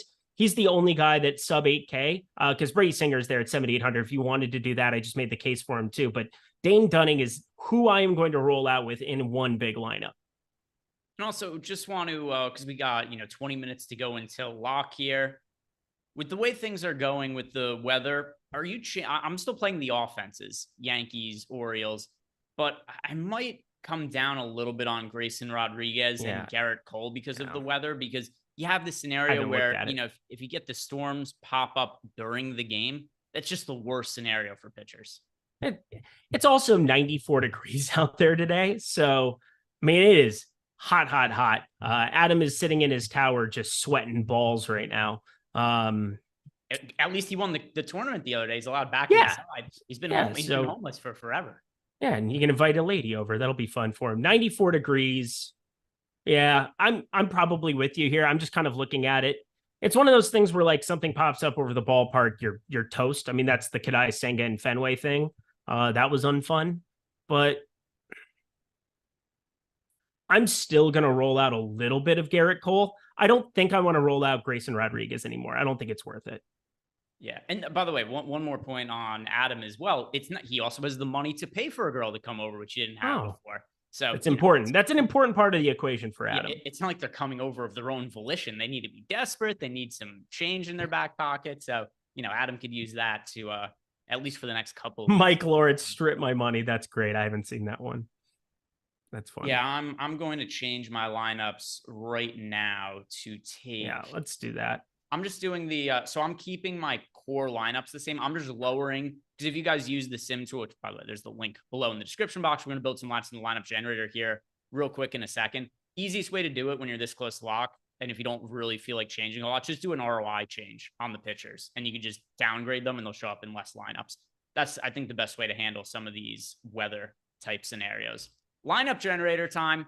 Mike, if you could be so kind, pull up the lineup generator. We'll start with DraftKings, then we'll do FanDuel. Build some balanced lineups. Just see what pops up the most in the lineup generator. And if you guys are signing up for the lineup generator for the first time, make sure to use the link below because it gets you access for less than $5, which is the best deal you're going to find on anything over at Stokastic.com, especially if you're new to DFS, startup player, and need some help building your lineups. Check out the MLB lineup generator. So let's go with DraftKings to start here, Mike, and build some balanced lineups. All stack types, and then balanced. And then just save 20 of them. We'll check what the exposure is and see how much different it looks from what Eric and I are getting to right now. And all right, changing my lineups so I could see in real time also what comes up in mine, different from there. We're getting to all of the Kevin Gausman right now. Oh, if you're playing 20 lineups, I honestly wouldn't have an issue for playing 20 lineups, just taking a stand on Gausman. Would you? No, you could do that. Also, it does look like my exposure to Gausman is coming up now that I've lowered Cole and I've lowered Grayson Rodriguez. So I'm a little bit closer to even with the field now on Gausman than I was before. Still slightly underweight, it looks like I'm going to be, but a little bit of a change here where I'm closer to the field than I was before. Our most rostered stacks, Cleveland, Minnesota, Colorado. I do like the Rockies quite a bit today. Yep, same. Anything standing out to you in that stack exposure, Eric? Let me pull it up here. Interesting. I mean, I obviously J Ram, I'm in love with Jimenez, Kwan, seeing the Cleveland Guardians. That's a team that I do like today as well. Guardians, I love seeing the Tom Murphy. Again, Seattle is my second highest owned stack today behind the Colorado Rockies. Those are the two teams that I'm getting to the absolute most today. I mean, seeing Julian kind of still slipping into lineups there, Correa. I'm much lower on the Twins simply because of I'm going to get to a couple of them. And I think that there are some good numbers in the betting market there, but I'm absolutely not going to play them at this kind of ownership in DFS. It's sad. I wish I could play them there, but you can't tell me that there aren't a number of other options and better spots to be getting to on the board like this. I'm getting to more Singer than I am any individual hitter from the Twins lineup. I'm not like crazy high on the Twins, but I'm not like massively different than the field either. I'm slightly underweight to hitters individually from the team now that I have what I think is going to be my final contributor. But yeah, not as much as what we're getting here in the lineup generator, but you know, with projections on this kind of slate, I understand why you'd just be getting to a lot of the Minnesota Twins. And yeah, they were popping up predominantly there for us, about half of our lineups, lots of Jose Ramirez, Andres Jimenez as well. And then Mike, go back to the player exposures. I want to see beyond Gausman. We got to Scherzer, we got to Bobby Miller as pitchers, but pretty spread out there behind Gausman. There's some Zach Wheeler as well. So let's go check out FanDuel lineups, and then we'll talk about some of our favorite stacks to bring us into the weekend, Eric. Mm-hmm. It's the freaking weekend. Can't sing the rest of that. He's canceled. Some fun. Yeah. So no beep beep. And look at, by the way, Michelle Pereira, Steven Thompson, not going to be fighting tomorrow. Did that just happen? Yes. Son of a bitch. Why does Pereira suck? Why does he suck so bad? 3 pounds? 3 pounds. You're a professional fighter. You can't miss by 3 pounds unless you're just out of your way to just. And I have all these freaking terrible Steven Thompson cards that I don't want. God, Wonder Boy. It's not your fault. I'm just mad at Pereira. So it's 11 fights now. God, yes, that sucks. It's gonna be a little bit more condensed. I hope Thompson gets some absolute gas can now because I have so many of his freaking. I like bought a bunch of like rares and elites when that fight dropped, and I was expecting to sell them because I'm like, he's gonna be a favorite, but he's not somebody who scores all that well. And then sure enough, I end up being right about one thing in MMA ever, and this happens. What a disaster. You know that after Pereira missed weight, there ended up being a ton of line movement towards Pereira. I think he actually, I didn't look what the most recent line, but he was close to being a favorite. But anyway, yeah, because if you keep the fight going on, you would definitely favor him in that spot. 3 pounds and then let him build up another 10 overnight. Yeah, I would favor Pereira. Yeah, Nick Osteris, they did cancel it. It is off for today. FanDuel lineups, so bad. We do have Kevin Gausman, our most rostered pitcher. As far as stacks go, we are getting to on FanDuel the most of Cleveland, followed by Minnesota, Philadelphia, Oakland. That's interesting. Oakland, I assume it's not interesting. They're in Coors Field. Oh, that's true. But either way, I mean, I still didn't get to very much of Oakland today. Did you? I got to a couple of one-offs quite a bit. This Zach Gell off my nuts. That's always good. I have 5% exposure to Oakland. It's like they're in there, but I mean, we got them in over 20% of lineups here. 5%. I mean, that's 20 teams. There's 28 teams on the slate. That's like a neutral stance to them. Yeah. I was just saying 20% seems like a lot. Okay. Well, I was just explaining that, I just wanted to say something. 20% seems like a lot, but you know, Oakland A's, they do enable you to spend up for a lot. They are at Coors Field.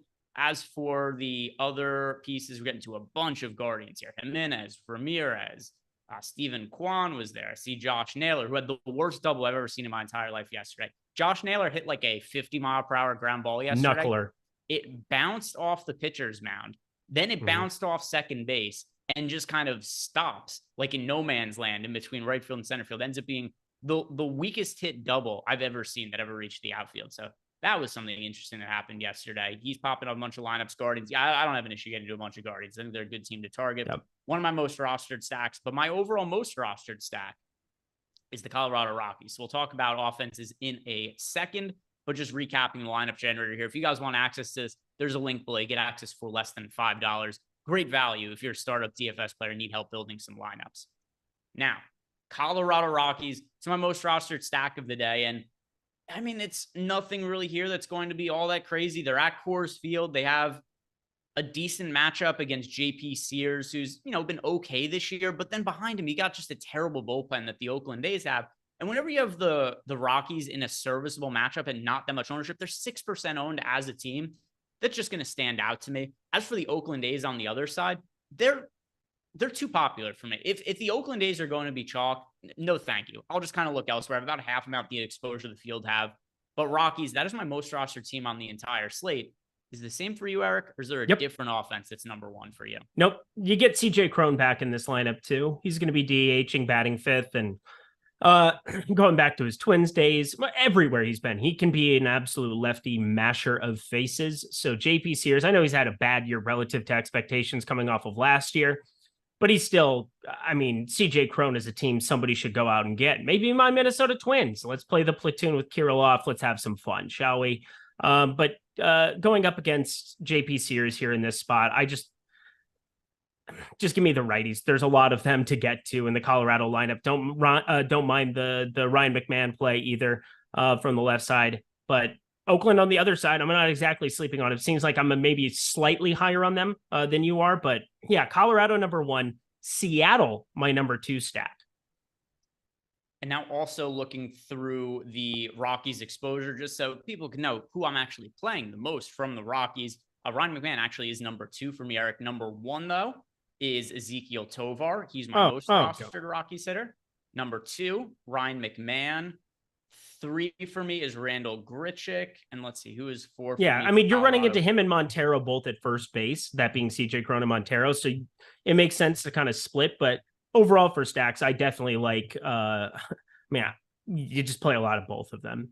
Yeah, so I'm getting to most of the Rockies. Second most roster stack of the day for me is the Cleveland Guardians, which if you just saw how much they were popping up in our other data, which in the lineup generator, you know, a lot of times you get similar results in the lineup generator doing the sim tool. So I'm getting to a bunch of Cleveland Guardians. And then in particular, even outside of Guardian stacks, like I have a ton of Andres Jimenez. I've got a whole bunch of Jose Ramirez. Those are my two of my most rostered hitters on the entire slate. So Guardians, another team I'm targeting pretty heavily. I know you had said that you were betting Jose Ramirez to homer today. You got him in your sleeper card.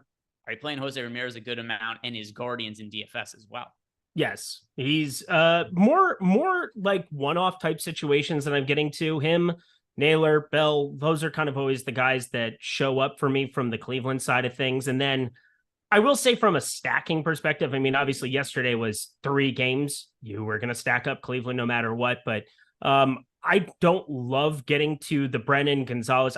Arias batting ninth, I don't completely hate at the back half of that one, just as like maybe a wraparound stack, but more inclined to play Naylor, Bell, and Ramirez individually. And Ramirez specifically as a one-off seems like he's popping up everywhere for me. 18%. That's a pretty large allocation on a slate like this. Yeah. Yep. No issue there. I know you said you were undercutting the field on the Twins. Any other teams that are standing out to you? Like for me, it's the A's. I think that they're too popular. But any other spots you're looking, especially like I don't think Kyle Freeland is terrible. Any other spots you're looking at as an over-owned offense you don't like as much? Yeah, so St. Louis is going to be running into Hayden Wisniewski and probably a lot of bullpen action from Chicago. That's never the most intriguing thing. I was hoping Drew Smiley would get the start there. You could run into Goldschmidt, Arenado, and roll them out. But now you just got a little bit of uncertainty on how that's going to play out. And St. Louis pulling more ownership than they deserve, so I'm undercutting them. Cleveland as a stack, I'm undercutting. They're 9.5% owned in terms of ownership share. I know the bats I want to get to. I just explained them.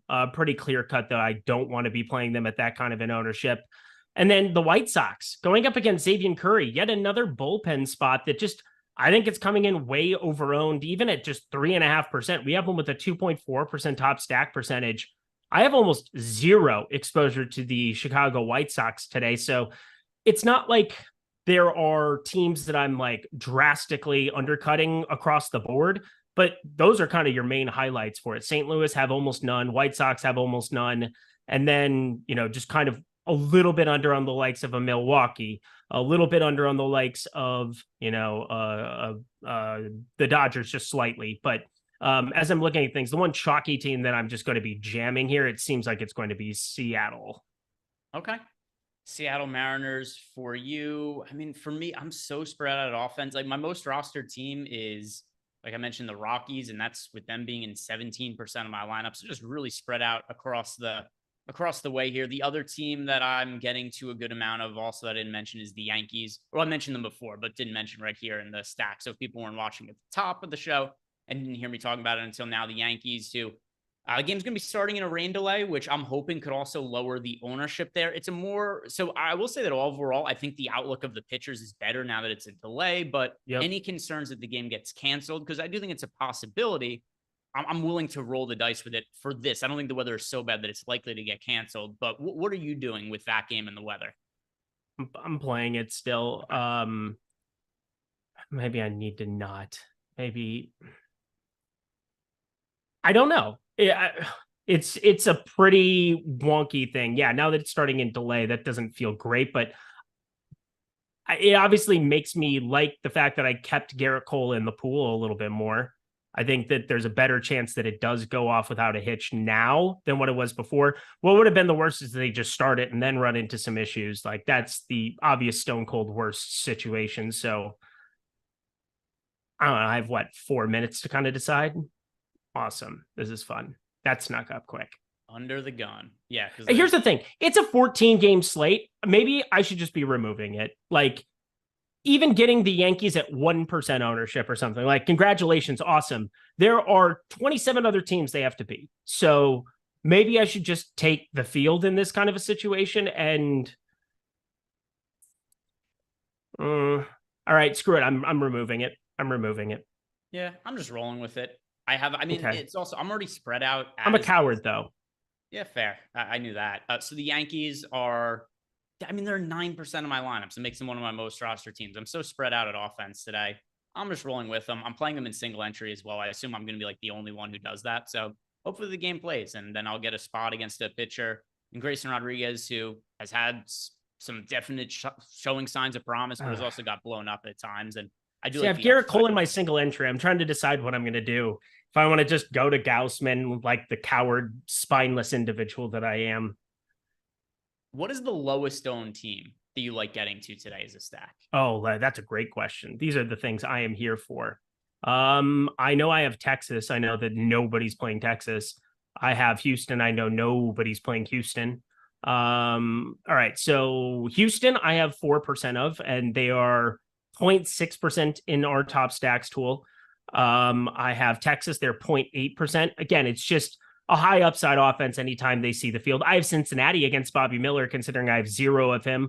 I'm kind of hoping that those lineups don't work out and that it's something else, because I did bet the Dodgers -1.5, but that's math, and this is different. I don't completely hate the Baltimore side if the weather were cooperate, but I'm trying to decide. I'm going to take the bats out. I'm going to play Garrett Cole in single entry, and I'm just going to take all the bats out and just move that other places is what I decided. Yeah, those are, I mean, Houston's the lowest owned team on the slate, and I have 4% of them. So that's probably the answer. Yeah, a couple for me. I'm sticking with the Yankees bats for this particular spot. They're 2% owned. Also, you got the Braves at 2% owned against Adrian Hauser and the Brewers. Love it. Whenever you have the opportunity, especially because I mentioned there are a couple of cheap pitchers I like today. Mackenzie Gore, there's upside there. I think there's Jordan Montgomery, talked about him. Like, you could play such a contrarian lineup that has upside to me when it's Mackenzie Gore, Jordan Montgomery, and a 5-man Braves stack, especially when you get the Braves at 2% ownership.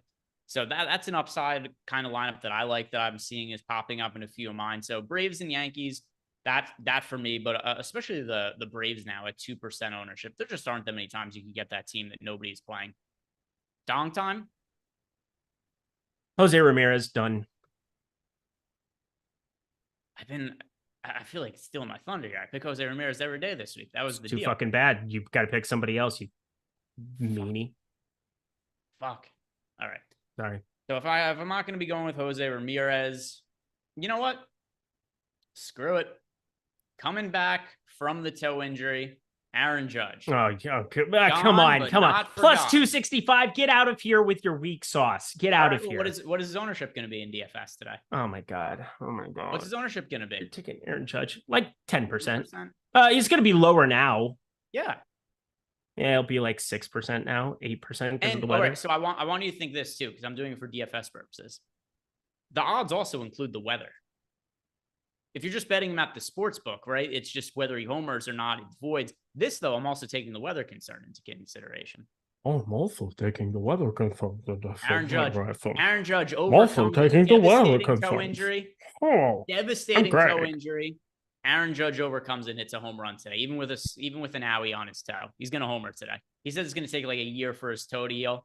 So what? He's going to homer today. Aaron Judge, that's the home run pick of the day. Can he buy a bionic toe? No. Okay. Can't replace the toe. Very important. Guys, thank you very much for watching. If you've not done it yet, like the video, subscribe to the YouTube channel, and also don't forget about our podcast network, Stochastic Daily Fantasy. Go check that out. Subscribe to the channel. Leave us a 5-star review when you get a chance. We do really appreciate it. I hope you guys have a great weekend. I'm going to be hanging out with my family, but I'll see you guys back here on Monday. Have a good one.